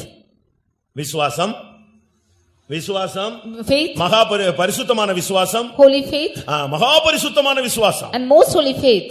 ஒவ்வொரு step இருக்குது. விசுவாசம், பரிசுத்த விசுவாசம், மகா பரிசுத்தமான விசுவாசம். There are different steps of faith, faith, holy faith and most holy faith. உங்களை எத்தனை பேருக்கு அப்படிப்பட்ட அனுபவம் இருக்கிறது? How many of you have such experience?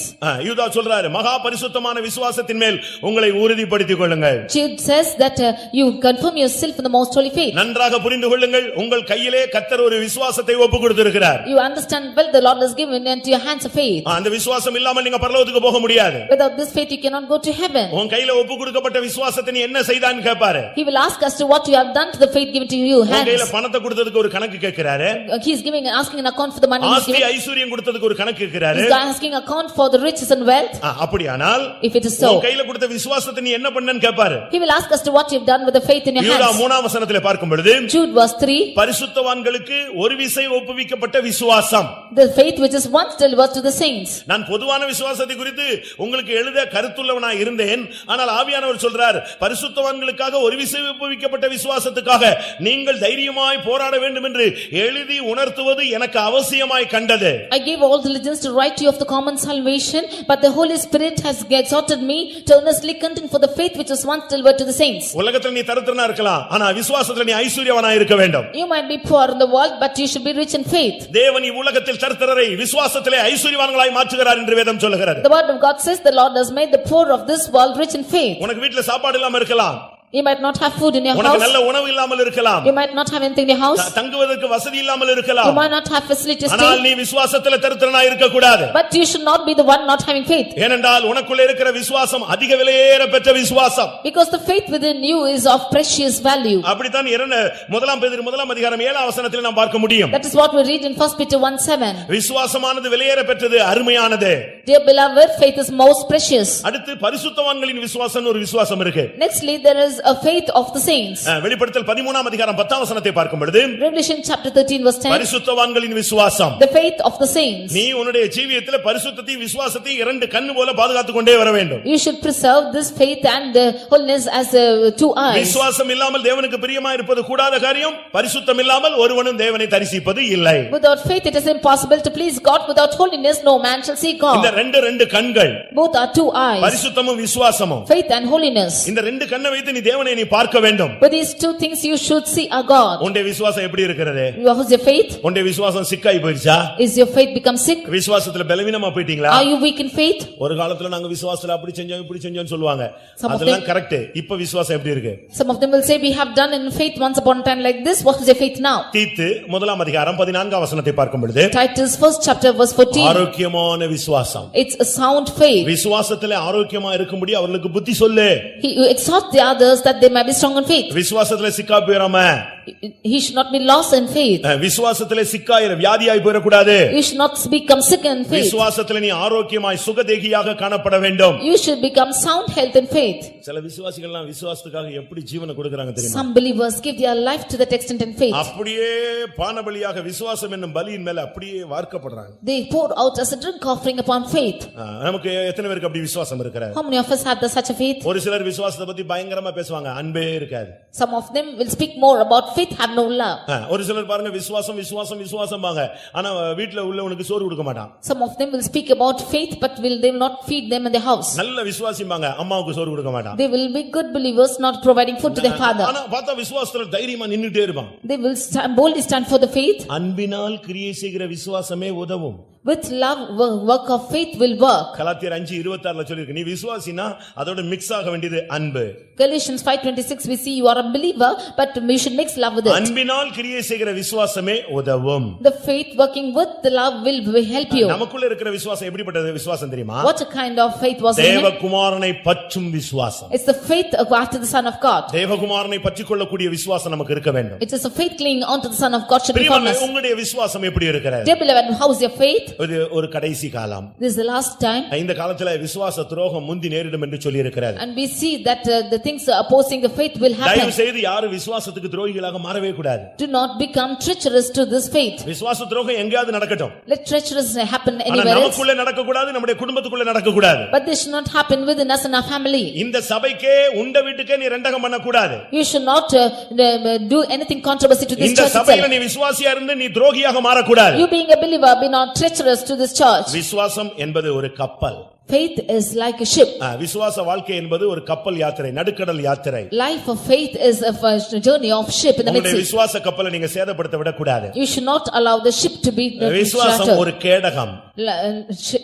Faith is like a shield. ஒரு மனிதனுக்கு அது ஒரு கேடகம். அதுதான் உன்னை பாதுகாக்க கூடிய ஒரு சக்தி. It is the shield which is preventing a man. யுத்தம் வரும் பொழுது இந்த விசுவாசத்தை நீ தூக்கிட்டேனா எந்த ஆயுதமும் உன் மேல வந்து தாக்க முடியாது. When war comes, if you take up the shield, no other weapon can come against you. எத்தனை பேர் விசுவாசம் உங்களுக்குள்ளே உண்டாகிறது? How many of you have faith in you? அவனுக்கு நடக்க முடியாது. He cannot walk. ஒண்ணுமே செய்ய முடியாது. He could not do anything. ஆனா விசுவாசம் பெருகிட்டே வந்துச்சு. But faith kept increasing in him. அவனுக்கு நம்பிக்கை வந்துருச்சு, இன்னைக்கு நம்ம நடக்க போறோம். He had a hope in him that he will walk today. இந்த பிரசங்கம் கேட்கும் பொழுது உங்களில் எத்தனை பேருக்கு விசுவாசம் உண்டாகிறது? இனிமேல் சில காரியங்களை, நடக்காத காரியங்களை நடக்க போகிறதுன்னு சொல்லி விசுவாசிக்கிறவர்கள் கரங்களை உயர்த்தி அல்லேலூயா சொல்லுங்கள். இந்த பிரசங்கம் உனக்குள்ளே ஒரு ரட்சிப்புக்கேற்ற ஒரு விசுவாசத்தை உண்டு பண்ணாவிட்டால் என்னுடைய பிரசங்கம் விருதா. If this message is not going to create faith according to your salvation, our message is in vain. ஒருவேளை விசுவாசம் இல்லைன்னா கர்த்தர்ட்ட கேளு. You ask God for the faith in you. விசுவாசத்தை கேளு. You ask for faith. இல்ல விசுவாசத்தை வர்த்திக்க பண்ணுன்னு கேளு. Or ask God to increase your faith. அவர் தன்னுடைய விசுவாசத்தை கொஞ்சம் உனக்குள்ள வைப்பார். He will impart his faith in you. ஒரு தகப்பன் கேக்குறான், ஆண்டவரே என்னுடைய விசுவாசத்தை கொஞ்சம் டெவலப் பண்ணுங்க, வர்த்திக்க பண்ணுங்கன்னு அழ ஆரம்பிச்சிட்டான். One asked God to increase his faith and began to cry. இந்த கூட்டம் முடியறதுக்குள்ள விசுவாசத்தை வர்த்திக்க பண்ண வேண்டும் என்று நீ அழு. உன்னுடைய விசுவாசத்தை வர்த்திக்க பண்ணுவார். உன் சந்ததி செழிக்கும். You cry out to God to increase your faith and the Lord will increase your faith and your generation will serve God. உங்களுடைய விசுவாசத்தை பார்த்து தான் கர்த்தர் கிரியை செய்ய முடியும். Looking at your faith only God can work. ஜெபம் பண்ணி முடிச்ச உடனே எப்படி இருக்கு? அப்படி தான் இருக்கு. After prayer, if you ask how are you, you're just like that you say. இவனுக்காக 3 மணி நேரம் ஜெபிச்ச பிறகு இவன் சொல்ற ரிசல்ட் அப்படி தான் இருக்கு. இவனுக்கு 3 மணி நேரம் ஜெபிக்காம இருந்தா கூட அவன் அப்படி தான் இருப்பான். The result after praying for 3 hours, if he is saying it's like that, even without praying he will be like that. ஜெபம் ஸ்டார்ட் பண்ண உடனே விசுவாசம் ரைஸ் ஆகணும். When the prayer is starting, the faith should increase. 7 மணி நேரம் generator ஓடி current இங்க supply வரலனா என்ன பிரயோஜனம்? If generator is running for 7 hours and current is not coming here, what's the use? Diesel தான் வேஸ்ட். Diesel is waste. அதுபோல like this, உனக்குள்ள நாங்கெல்லாம் ஜெபித்து எல்லாரும் அக்னியா நிரம்பும்போது நீ சும்மா உட்கார்ந்திருந்தேனா உனக்குள்ள ஜீவன் வராவிட்டா, விசுவாசம் இல்லாவிட்டா ஒரு பிரயோஜனம் கிடையாது. We are praying and become fire in the spirit, and if there's no faith in you, there's no use of you. கர்த்தருடைய பரிசுத்த நாமத்துக்கு மகிமை உண்டாவதாக. Glory be to the holy name of the Lord. பவுலுடைய கண்கள் அந்த சப்பானிக்குள்ள விசுவாசம் வந்ததை கண்டுபிடித்தது. Paul's eyes saw the faith inside that cripple. அந்த விசுவாசம் அவனுக்குள்ள வந்ததுன்னு கண்ட உடனே பிரசங்கத்தை க்ளோஸ் பண்ணிட்டார். When he found the faith coming into him, he closed his message. உடனே அவனை பார்த்து சொன்னார், நீ எழுந்து காலூன்றி நில். Immediately he said, stand upright on thy feet. காலூன்றி நிமிர்ந்து நில். Stand upright on thy feet. பாருங்க, இவனுக்கு முதுகெலும்பு நல்லா இருந்துச்சு, கால் தான் சரியில்லை.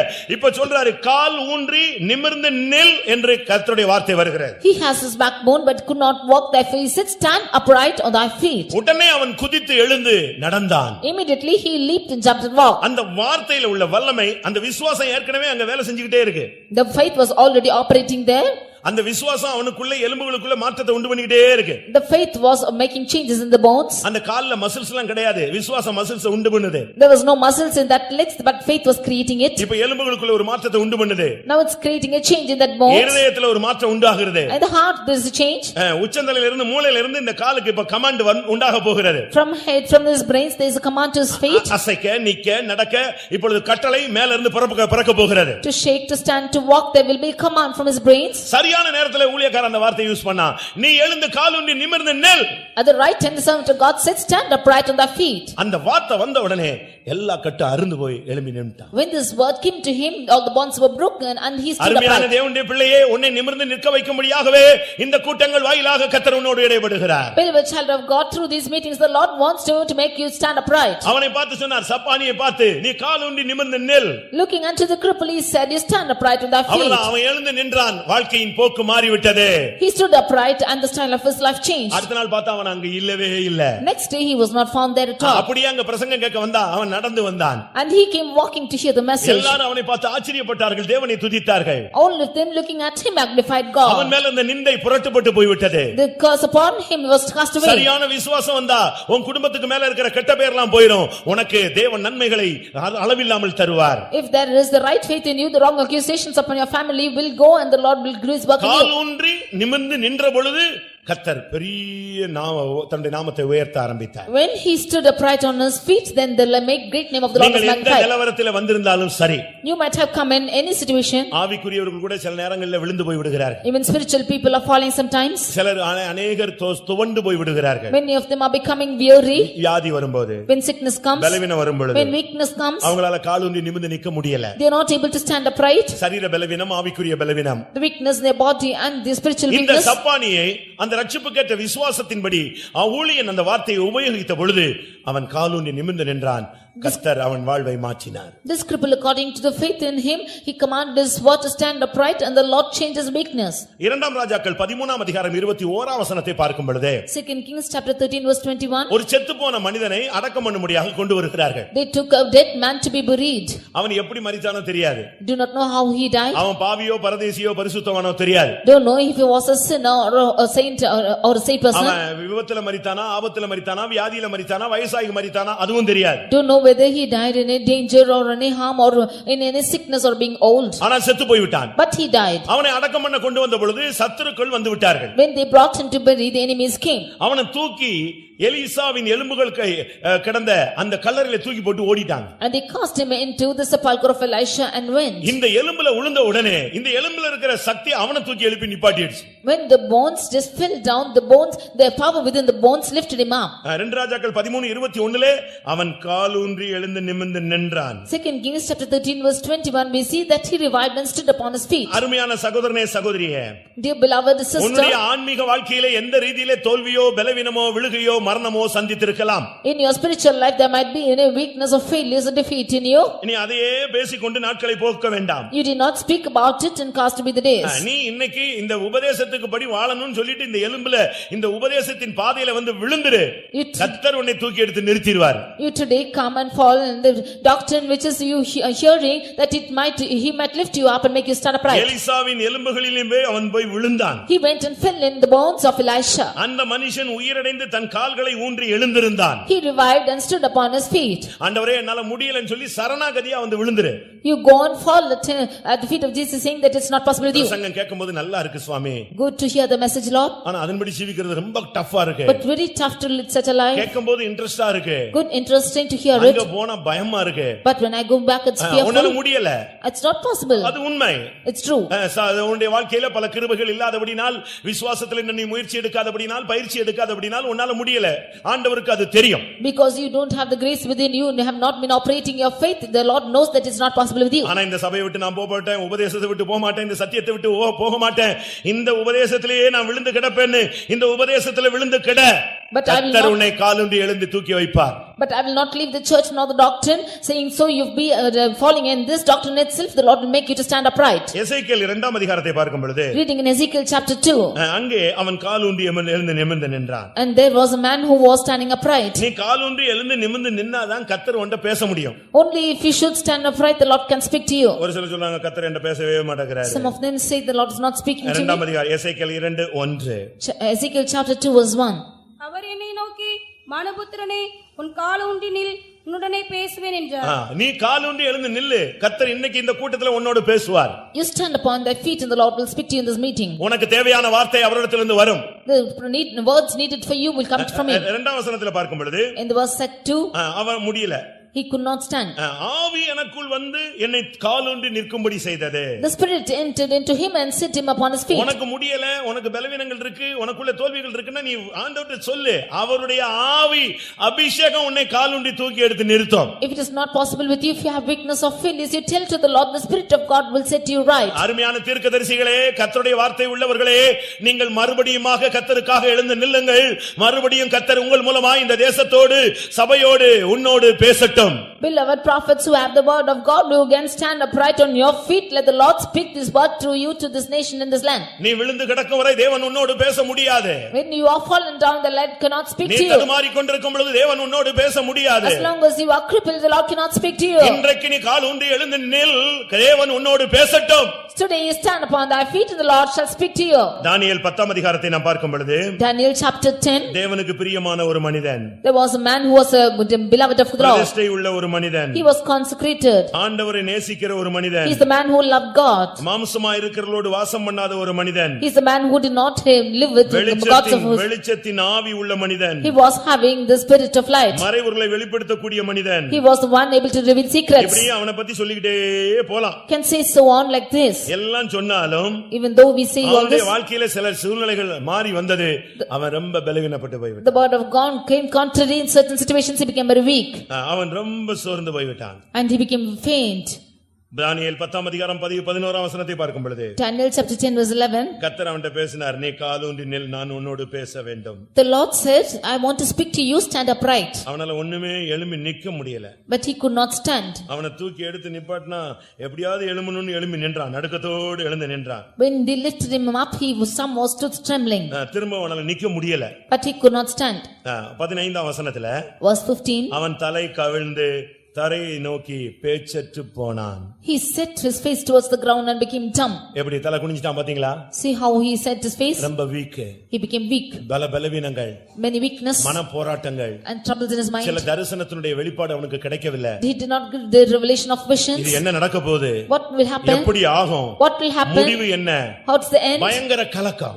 Such a confusion. இப்போ பார்க்கிற பைபிள்ல சொல்லி இருக்கு, தலை கவிழ்ந்தான்.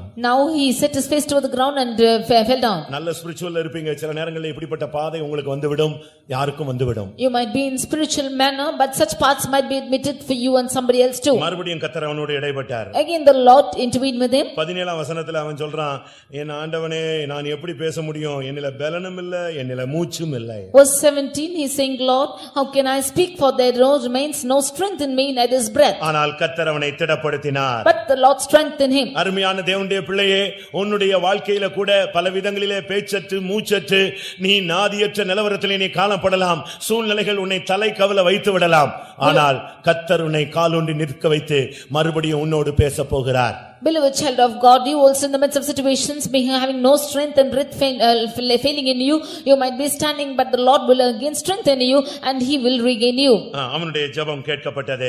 Again his prayer was heard. அவனுடைய ஜெபத்தை கர்த்தர் கேட்க ஆரம்பித்தார். The Lord began to hear his prayer. ரகசியங்கள் அவனுக்கு வெளிப்படுத்தப்பட்டது. Mysteries were revealed to him. கர்த்தர் அவனோடு இடைப்பட்டார். The Lord started intervening with him. கர்த்தருடைய பரிசுத்த நாமத்துக்கு மகிமை உண்டாவதாக. Glory be to the holy name of the Lord. இது காலூன்றி நிமிர்ந்து நிற்க வேண்டிய ஒரு நேரம். This is the time when you should stand your faith and stand upright. கேட்கப்படக்கூடிய ஒரு காலம். This is the time when your prayer is heard. இனிமேல் உன்னுடைய ஜெபத்துக்கு தடை வராது. Hereafter no hindrance will be there for your prayer. எத்தனையோ வருடங்களாக இருந்த தடையை கர்த்தர் இன்றைக்கு உடைத்து நொறுக்குகிறார். The Lord is breaking away the hindrance which was hindering you all these நீ days. காலூன்றி நிமிர்ந்து நில். You stand on your feet upright. உன் சப்பானி தன்மை நீங்க போகிறது. Let the crippledness depart from you. உன்னுடைய மரித்த நிலவரம் மாற போகிறது. The death state of you will be changed. மறுபடியும் கர்த்தர் உன்னோடு பேச போகிறார். The Lord will speak to you again. உன்னுடைய தடைகள் நீக்கப்பட போகிறது. The hindrances of you will be உன்னுடைய removed. ஜெபங்கள் கேட்கப்பட போகிறது. Your prayers will be answered. கர்த்தர் உன்னோடு இடைப்பட வேண்டிய ஒரு நேரம் வந்து விட்டது. The time that the Lord wants to intervene with you has come. அப்போஸ்தலர் 26 அதிகாரம் 16 வசனத்தை பார்க்கும் பொழுது, Acts 26 verse 16. அங்கே பவுல் தன்னுடைய சந்திப்பை குறித்து எப்படி சொல்லுகிறார்? Here about the meeting of Paul, what does he say? அந்த வெளிச்சம் அவரை சந்தித்த பொழுது நடந்த சம்பவம் என்ன? When the light did meet him, what was the incident which took our place? என்னை சந்தித்தார், துன்பப்படுத்துகிற இயேசு என்று என்னோடு பேசினார். And he met him, and the Lord whom he persecuted spoke to him. 16 வசனத்திலே, இப்பொழுது நீ எழுந்து காலூன்றி நில். But arise, in verse 16 we see, rise and stand upon their feet. அந்த வார்த்தை அவனை தூக்கி எடுத்து தடுமாறி நிற்க வைத்தது. That word made him to rise up and stand upon his feet. அருமையானவர்களே, உங்களுடைய வாழ்க்கையை மாற்றி ஒரு புதிய ஊழியத்தை, ஒரு பெரிய ஊழியத்தை கர்த்தர் உங்கள் கையிலே கொடுக்க போகிறார். Dear beloved, changing your life, the Lord is going to work great ministry into your hands. நீ காலூன்றி நின்றால் போதும், ஒரு பெரிய ஊழியம் உனக்கு காத்திருக்கிறது. If you stand upright, then there's a great ministry waiting for you. இன்னைக்கு अनेகர் ஊழியம் செய்யவில்லை, ஊழியம் செய்ய முடியவில்லை. Today many of them are not doing the ministry, are not able to do it. கர்த்தருடைய பரிசுத்த நாமத்துக்கு மகிமை உண்டாவதாக. Glory be to the holy name of the Lord. அங்கே அப்போஸ்தலர் 26:18 பார்க்கும் பொழுது, When we read in Acts 26 verse 18, அங்கே அவனுக்கு கொடுக்கப்பட்ட ஊழியம் சொல்லப்பட்டிருக்கிறது. there his ministry was told. என்னை பற்றி விசுவாசத்தினாலே பாவ மன்னிப்பை நீ ஜனங்களுக்கு கொடுக்க வேண்டும். By the faith that is given to me, you should give the forgiveness of sins to the people. அநேகர் பரிசுத்தமாக்கப்பட்டவர்களுடைய சுதந்திரத்தை பெற்றுக்கொள்ள வேண்டும். Many of them should receive the inheritance of the saints. ஒரு கூட்டம் ஜனங்கள் இருளை விட்டு ஒளியினிடத்திலே திருப்பப்பட வேண்டும். And a group of people should turn from darkness to light. ஒளியினிடத்துக்கு வர வேண்டும். They should come to light. ஒரு கூட்டம் ஜனங்கள் சாத்தானுடைய அதிகாரத்தை விட்டு தேவனிடத்திலே திரும்ப வேண்டும். A group of people should turn from the power of Satan unto ஒரு God. கூட்டம் ஜனங்கள் அவருடைய கண்கள் திறக்கப்பட வேண்டும். A group of people, the eyes should be enlightened. அப்படிப்பட்ட ஒரு பெரிய ஊழியம் உனக்கு இருக்கிறது. நீயோ விழுந்து கிடக்கிறாய். எழுந்து காலூன்றி நில். Such a great ministry is kept for you. You have fallen down, therefore you stand upright. அருமையான தேவனுடைய பிள்ளையே, நீ நிமிர்ந்து நிற்க வேண்டிய நேரம் வந்து விட்டது. ஒரு மகத்தான ஊழியத்தை கர்த்தர் நம்பி உன் கையில் கொடுக்க போகிறார். Dear child of God, a great ministry is waiting into your hands and you have to stand upright that the Lord may give to உன்னை you. உண்மையுள்ளவன் என்று நம்பினது மாத்திரமல்ல, இனிமேலும் ஒரு ஊழியத்தை கொடுத்து உன்னை சிறப்பான முடிவுக்கு கொண்டு வர போகிறார். Not only counting you faithful, he wants to give and entrust a ministry into your hands and make you நீ specialized. காலூன்றி நில்.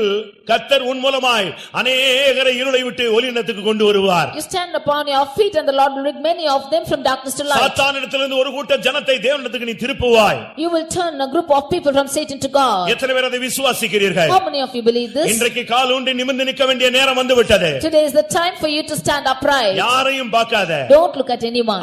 அந்த சப்பானியை பத்தி மட்டும் தான் அந்த கூட்டத்துல அந்த பிரசங்கத்துல சொல்லப்பட்டிருக்கிறது. In that message it is told only about that crippled அந்த person. சபையில இருந்த மத்த யாரையும் பத்தி ஆண்டவர் கவலைப்படல. இவனை நடக்க வைக்கணும். அதான் தேவனுடைய திட்டம். God is not bothered about anybody else in the church. This person should be அதுபோல இந்த கூட்டத்துல உன்னை நிமிர்ந்து நிற்க வைக்கணும். அதுக்கு தான் கர்த்தர் இவ்வளவு போராடி கொண்டிருக்கிறார். Even in this meeting the Lord wants to make you to stand upright for that time. உன்னை நிமிர்ந்து நடக்க வைக்க முடியாக, நிமிர்ந்து நிற்க வைக்க முடியாக தான் இந்த ஜனங்கள் உபவாசம் போட்டு இந்த கூட்டத்துக்காக ஜெபித்தார்கள். In order to stand upright, in order to make you to stand upright, these people fast and pray. உன்னை நிமிர்ந்து நடக்க வைக்க முடியாக தான் இந்த ஜனங்கள் இவ்வளவு செலவு செய்து இந்த கூட்டத்தை ஏற்படுத்தினார்கள். In order to make you to stand upright, they have spent so much. இந்த கூட்டத்துக்கு வந்து நீ மறுபடியும் சப்பானியாய் திரும்பி போகாதே. Don't return back crippled from this meeting. ஊழியர்கள் என்ன செய்ய வேண்டும்? What should the sons of God do? நீங்கள் ஊழியர்கள் காலூன்றி நின்றால் ஜனங்கள் சுலபமா இந்த பாதையில கடந்து போய் விடுவார்கள். If the servants of God are standing upright, people will easily walk through. யோசுவா 3ஆம் அதிகாரம் Joshua chapter 3 17ஆம் வசனத்தை பார்க்கும் பொழுது verse 17. கர்த்தர் என்ன பேச ஆரம்பித்தார்? What did the Lord speak? அங்கே சகல ஜனங்களும் யோர்தானை கடந்து திருமளவும் கர்த்தருடைய உடன்படிக்கை பெட்டியை சுமக்கிற ஆசாரியர்கள் அந்த தண்ணீரிலே காலூன்றி நிற்கும்போது, When the priests that bear the ark of the covenant stood firm on the dry ground to people to cross, அந்த தண்ணீர் இல்லாத தரையிலே அவர்கள் காலூன்றி நிற்கும்போது, when they were standing on the dry ground, இஸ்ரவேலர் எல்லாரும் தண்ணீர் இல்லாத அந்த உலர்ந்த தரை வழியாய் யோர்தானை கடந்து போய் விடுவார்கள். all the Israelites passed over on the dry ground and took Jordan. ஒவ்வொரு ஊழியர்களும் அவர் உயிர்ப்பிக்கப்பட வேண்டிய நேரம் இதுதான். This is the time when the children of servants of God should be revived. நினைச்சிட்டு நம்ம ஊழியத்துக்கு வந்ததில்ல. இதுக்கு தான் கர்த்தர் நம்ம ஊழியத்துக்கு கொண்டு வந்தார். Not to think of something that we have come to the ministry, if it's for this purpose he's brought us. அந்த பிரச்சனை இந்த பழைய இந்த உலகத்தில் இருக்கிற கதையை பேசிக்கிட்டே உங்களுடைய தரிசனத்தை நீங்கள் இழந்து போய் விடக் கூடாது. நீ காலூன்றி நின்றால் கர்த்தர் யோர்தானை பிளப்பார். நீ காலூன்றி நின்றால் ஜனங்கள் யோர்தானை கடப்பார்கள். No, just keep speaking about the worldly problems and lose your ministry. But if you should stand firm on the dry ground, the Lord will make the people cross over. உடன்படிக்கை பெட்டி உன் கையிலே கொடுக்கப்பட்டிருக்கிறது. The ark of covenant is given into your hands. புதிய ஏற்பாட்டு ஊழியம் உன் கையிலே கொடுக்கப்பட்டிருக்கிறது. The New Testament ministry given into your hands. அது நீ இல்லன்னு சொல்ல முடியாது. You cannot deny it. புதிய ஏற்பாட்டு மகிமையான ஊழியம் உன் கையில் கொடுக்கப்பட்டிருக்கிறது. The glorious ministry of the New Testament is given into your hands. உடன்படிக்கை பெட்டியை கையில வச்சிட்டு நீ கணக்கு கொடுக்கிறவனாய் மாறி விடாதே. Keeping the ark of the covenant in your hands, do not give account. உடன்படிக்கை பெட்டியை தூக்கி கொண்டு சுமக்கிற ஆசாரியனே, உன்னுடைய கால்கள் யோர்தானில் பட்டால் யோர்தான் அப்படியே விலக ஆரம்பிக்கும். Priest that bear the ark of the covenant, if your feet should be firm on the dry ground, then Jordan will split. கர்த்தருடைய பரிசுத்த நாமத்துக்கு மகிமை உண்டாவதாக. Glory be to the holy name of the Lord. அந்த சப்பானி எழுந்து நின்று நடந்து அவன் வாழ்க்கையில ஒரு பெரிய மகிழ்ச்சியை பெற்றுக்கொண்டான். That cripple stood and walked and he leaped and he had a great joy in his life. கேட்டது மாத்திரமல்ல, Not only hearing the word of God, அன்றைக்கு அவன் நடக்க பழகினான், நடக்க ஆரம்பித்தான். he practiced to walk and began to walk. நீ நிற்பது விசுவாசத்தில், நடப்பது சத்தியத்தில். You are standing in faith, walking in the நீ truth. விசுவாசத்துல நிக்கணும். You should stand in faith. அப்பொழுது சத்தியத்தில் நீ நடப்பாய். Then will you walk in the truth. ரட்சிப்புக்கேற்ற விசுவாசம் அவனுக்குள்ளே வந்தது. அவனுடைய கால்கள் சரியாக்கப்பட்டது. The faith came into him for salvation and his legs were straightened. உபதேசம் கேட்கிறது நல்லது, ஆனா உபதேசம் இப்படி ஜீவிப்பது அதை விட நல்லது. Good to hear the doctrine, but to walk in it is more good. ஒரு சிலர் உபதேசம் கேக்குறாங்க, ஆனா அதுபடி ஒண்ணுமே செய்யறது இல்ல. Some of them hear the doctrine but do not do anything to it. எசேக்கியேல் 31 33ஆம் அதிகாரம் 31 32 வசனங்களை பார்க்கும் பொழுது, Ezekiel chapter 33 verses 31 and 33. அங்க பழைய ஏற்பாட்டிலே சொல்லி இருக்கு, ஒரு குரூப் வந்து உன் பிரசங்கத்தை நல்லா உட்கார்ந்து கேக்குறாங்கப்பா.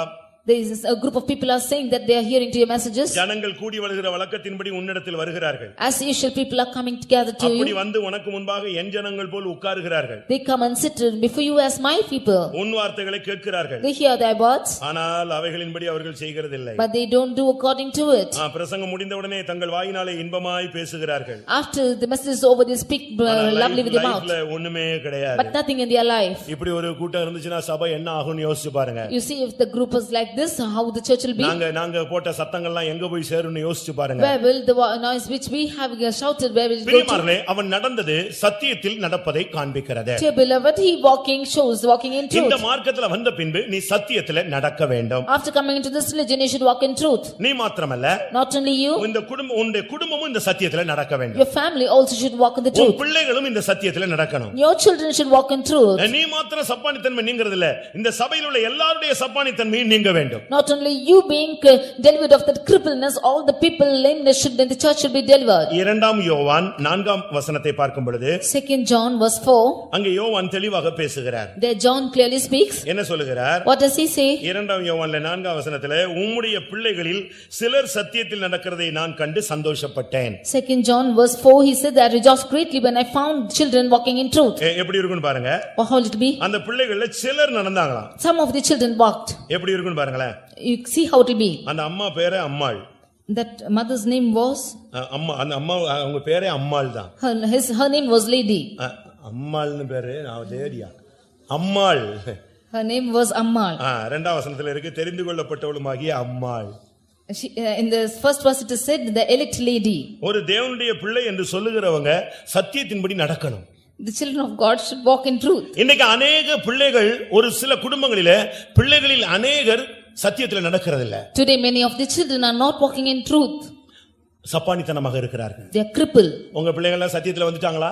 Are your children coming in truth? சத்தியத்தில் நடக்கறாங்களா? Are they walking in truth? உங்க பிள்ளைங்க பின்மாற்றத்துல இருக்காங்களா முன்னேற்றத்துல இருக்காங்களா? Are your children backsliding or they going forward? இந்த சத்தியத்தை கேட்கிறதுக்கு வந்திருக்கானா வரலையா? Are they hearing the truth and coming here or not?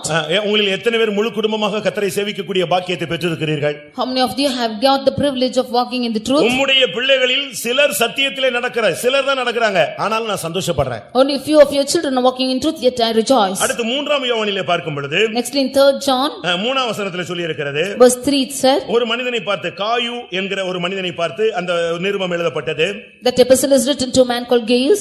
அவனுக்கு என்ன சொல்லப்பட்டது? What is told about நீ you? சத்தியத்தில் நடந்து கொள்கிறாய் என்று உன்னுடைய உண்மையை குறித்து சொன்ன பொழுது நான் சந்தோஷப்பட்டேன். I rejoiced greatly when the brethren came and testify of the truth that's in thee. எப்படி இருக்கும் பாத்தீங்களா?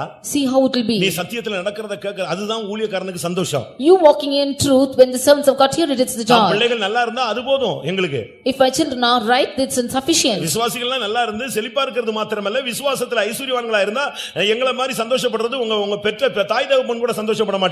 அதை விட அதிகமாய் நாங்கள் சந்தோஷப்படுவோம். If our believers are blessed and they are fine flourishing in their life more than even your parents, we will rejoice. நாங்க போகிற இடங்கள்ல எங்க அம்மா அப்பா எங்க அண்ணன் எங்க அக்கா எங்க அண்ணன் அப்படி இப்படிலாம் நான் சொன்னா நான் ஊழியக்காரன் இல்ல. என் சபையில் உள்ள ஜனங்கள் இப்படி இருக்கறாங்கன்னு சொல்லும்போது அவன் தான் உண்மையான ஊழியக்காரன். If I should say that about my parents, my children, and my brethren and my sister, I am not a servant of God. I should say how my church people are. அடுத்ததாக அதே 3ஆம் யோவானிலே 4ஆம் வசனத்தை பார்க்கும் பொழுது Same 3 John verse 4, என் பிள்ளைகள் சத்தியத்திலே நடக்கிறார்கள் என்கிற சத்திய கேள்விப்படுகிற சந்தோஷத்திலும் அதிகமான சந்தோஷம் எனக்கு ஒண்ணுமே கிடையாது. I have no greater joy than to hear that my children walk in truth. யோவானுக்கு பிள்ளைகள் யாரு? Who are the children to John? தேவனுடைய ஜனங்கள் தான். The people of God. என்னுடைய சத்தியத்தை கேட்டது மாத்திரமல்ல இந்த சத்தியத்திலே நடக்கிறார்கள் அதுதான் முக்கியமானது. Not only to hear the truth but they walk in truth, that's the most important. பிரியமானவர்களே ஒரு சப்பானி நடக்கிறான் என்று சொன்னால் அவனுக்கு தான் அந்த சந்தோஷம் தெரியும். Dear beloved, if a cripple should walk, he only knows the joy for it. அந்த சந்தோஷத்துல அதிகமா ஷேர் பண்ணப்படுகிறது அவனுடைய தாய் தகப்பன் தான். The more to share with him are his parents. அதுபோல சத்தியத்திலே நடக்கும் பொழுது உனக்கு சந்தோஷம் உண்டாகிறது. நீ சத்தியத்திலே நடக்கிறது போது எங்களுடைய ஆத்துமா பூரிக்க ஆரம்பிக்கும். There similarly when you walk in truth, your heart is rejoicing and our hearts will joy over you. இயேசு சிலுவையிலே மரித்தார். Jesus died on the cross. அடிக்கப்பட்டு போனார். Jesus was beaten. ஆனாலும் அதன் மூலமா ஒரு சந்ததி வந்தது என்று கண்டு தன்னுடைய சந்ததியை கண்டு அவர் நீடித்த நாளாய் இருப்பார். But seeing that he is beaten, he saw his generation and was in full of days. நாம் பட்ட பாடு வீணாய் போகவில்லை என்கிறதுல அவர் கவனமாக இருந்தார். He was very careful that the sufferings did not go away. தமது ஆத்தும வருத்தத்தின் பலனை கண்டு அவர் திருப்தியாவார். Seeing the sufferings that he had of his soul, he was satisfied. எவ்வளவு அருமையான ஒரு வசனம். How beautiful our verse is our this. தமது சந்ததியை கண்டு நீடித்த நாளாய் இருப்பார். அவர் தமது ஆத்தும வருத்தத்தின் பலனை கண்டு திருப்தி ஆவார். Looking at his seed, he shall live and he shall be satisfied by the suffering of his soul. பிரியமானவர்களே, பரலோகத்திலே யார் போவது?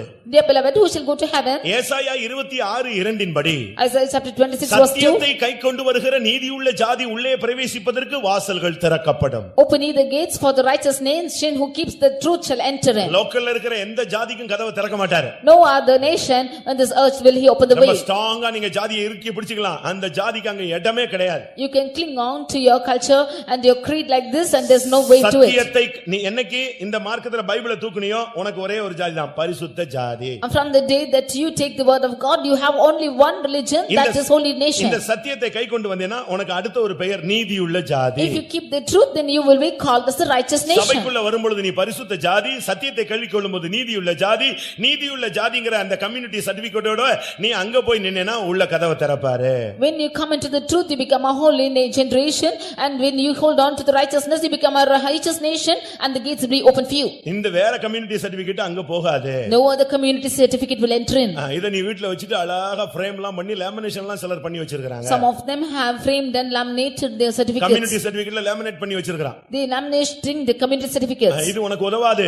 சத்தியத்தை கைக்கொண்டு வருகிற நீதியுள்ள ஜாதி உள்ளே பிரவேசிப்பதற்கு வாசல்களை திறவுங்கள் என்று கர்த்தர் சொல்லுவார். The Lord will say, open the gates to the righteous nation which keep the truth may enter in. அது என்ன சத்தியத்தில் நடப்பது? What is it walking in truth? சத்தியத்தில் நடப்பதனுடைய விளக்கம் என்னன்னா ஒளியில் நடப்பது. What is the explanation of walking in truth? It's walking in light. 1 யோவான் 1:7 படி ஒளியில் நடக்கிறவன். 1 John 1:7 we see he walks in light. வாழ்க்கையில இருளின் அதிகாரத்தினுடைய தாக்குதலே இருக்க கூடாது. You should not have the attack of darkness at all. சரியான வெளிச்சத்திலே நீ நடக்க வேண்டும். You should walk in the right light. அவர் ஒளியில் இருக்கிறது போல நாமும் ஒளியிலே நடந்தால் ஒருவரோடு ஒருவர் ஐக்கியப்பட்டு இருப்போம். As he is in light, if we should walk in light, we will have fellowship one with another. சத்தியத்தின்படி நடந்தானா அப்படி அது என்னன்னே புரியாது. Some of them will not know what is the truth. பிலிப்பியர் 3:16 பார்க்கும் பொழுது Philippians chapter 3 verse 16. ஒழுங்காய் நடப்பதுதான் சத்தியத்தின்படி நடப்பது. Walking in order is walking in truth. ஆகிலும் நாம் எதுவரை தேறி இருக்கிறோமோ அது முதல் ஒரே ஒழுங்காய் நடந்து கொண்டு ஒரே சிந்தையாய் இருப்போமாக.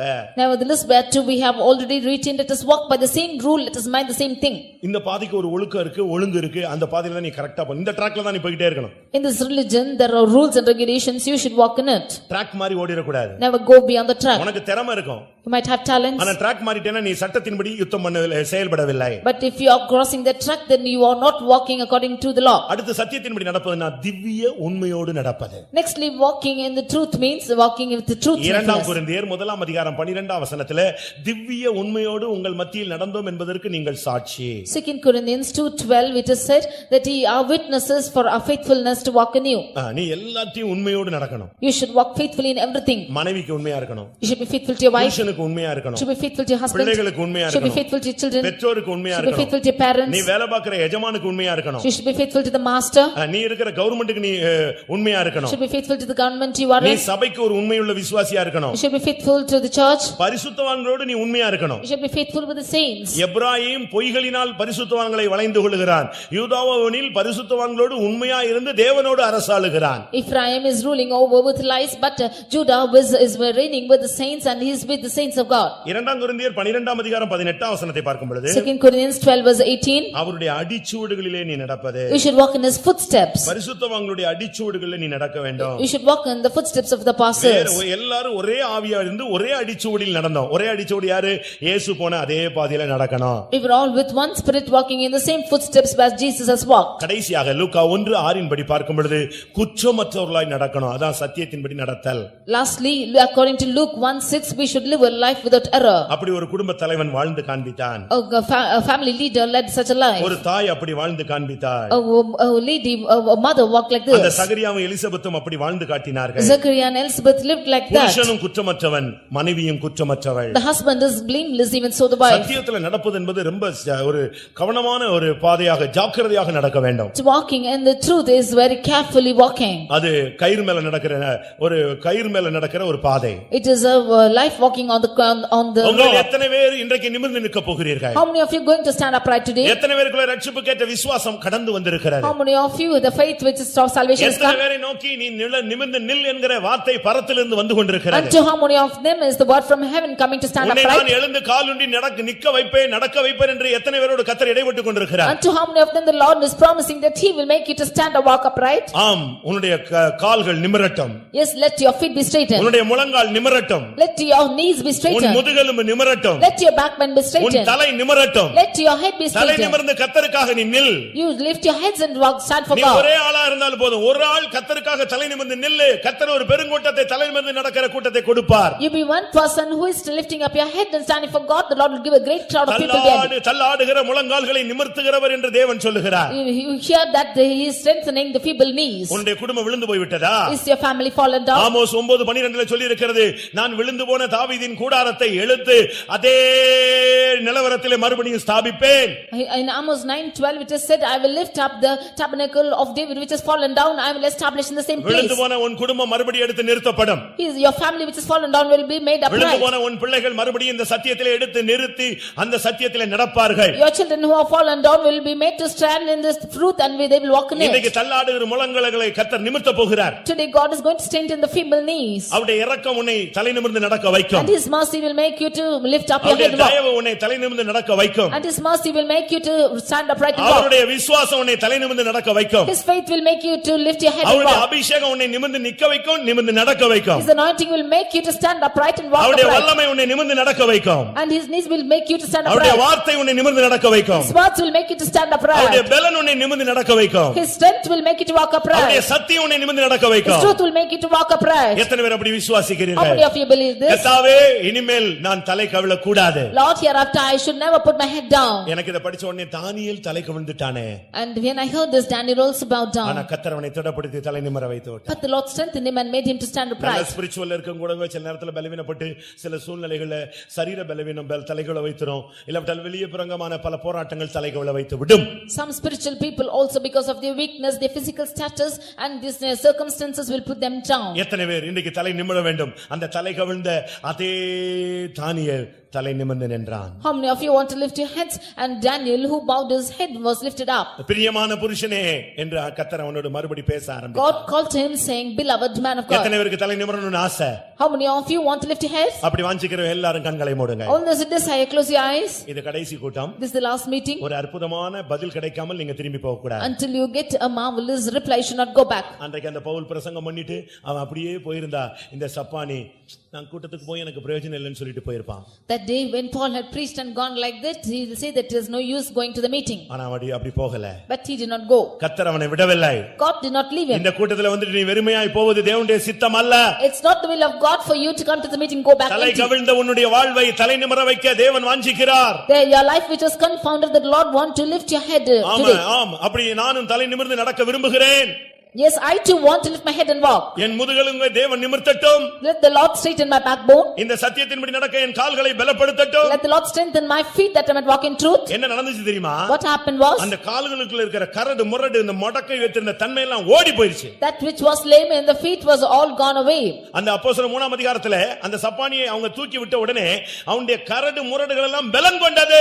In Acts chapter 3 when the lame man was lifted up, his feet and ankle bones received strength. அந்த வல்லமை தான் இப்ப டைம் கொடுக்க போறோம். It is that power we are going to make use கர்த்தாவே now. நான் தலை நிமிர்ந்து வாழ வேண்டும் என்று சொல்றவங்க நெடு முழங்கால் போடுங்க. All those who say, Lord, I want to lift my head and walk, you kneel down. அப்படி முழங்கால நின்னுட்டு கூட நீங்க தலையை கீழ போட கூடாது. Kneeling, you should not put your head down. நீங்கள் நிமிர்ந்து பார்த்து உங்கள் தலைகளை உயர்த்துங்கள், உங்கள் மீட்பு சமீபமாய் இருக்கிறது. இப்போ இனிமேல் இயேசு வரக்கூடிய நேரம் சமீபித்து விட்டது. You lift up your heads for the redemption as is drawing nigh, and the time that Jesus comes is drawing nigh. ஆண்டவர் வரும் நேரம் சமீபித்து விட்டது.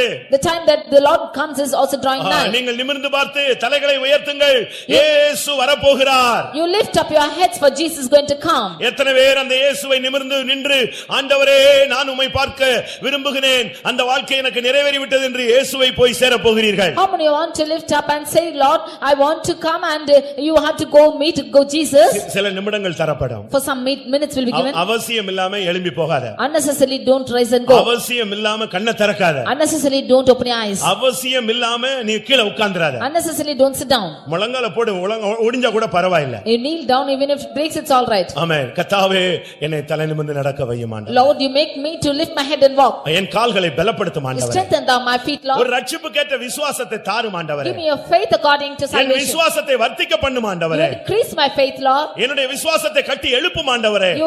You build up my faith. என் கால்களை பலப்படுத்தி இந்த சத்தியத்திலே நடக்கக்கூடிய ஒரு நபரா என்னை மாற்றும் ஆண்டவரே. Strengthen thou my feet that I might walk in in this truth. நான் ஒளியில் நடக்க வாஞ்சிக்கிறேன். I desire to walk in light. வெளிச்சத்தில் நடக்க வாஞ்சிக்கிறேன். I desire to walk in light. உம்மோடு நடக்க வாஞ்சிக்கிறேன். I desire to walk with you.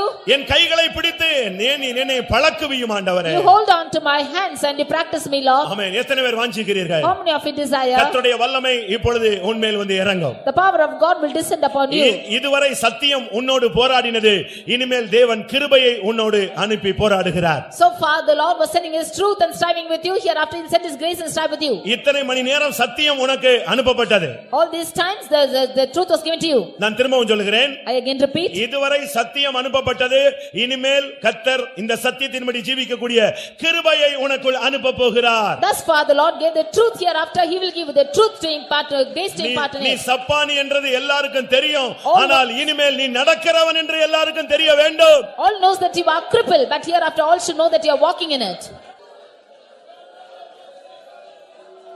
ஆமென். எத்தனை பேருக்கு நடக்கணும்னு ஆசை? இந்த சத்தியத்தின்படி நடக்கணும், உபதேசத்தின்படி நடக்கணும், இந்த விசுவாச மார்க்கத்தில் நான் கர்த்தருக்காக நான் நடக்கணும்னு ஆசைப்பட்டவங்க உங்களுடைய வலது கரத்தை உயர்த்துங்கள்.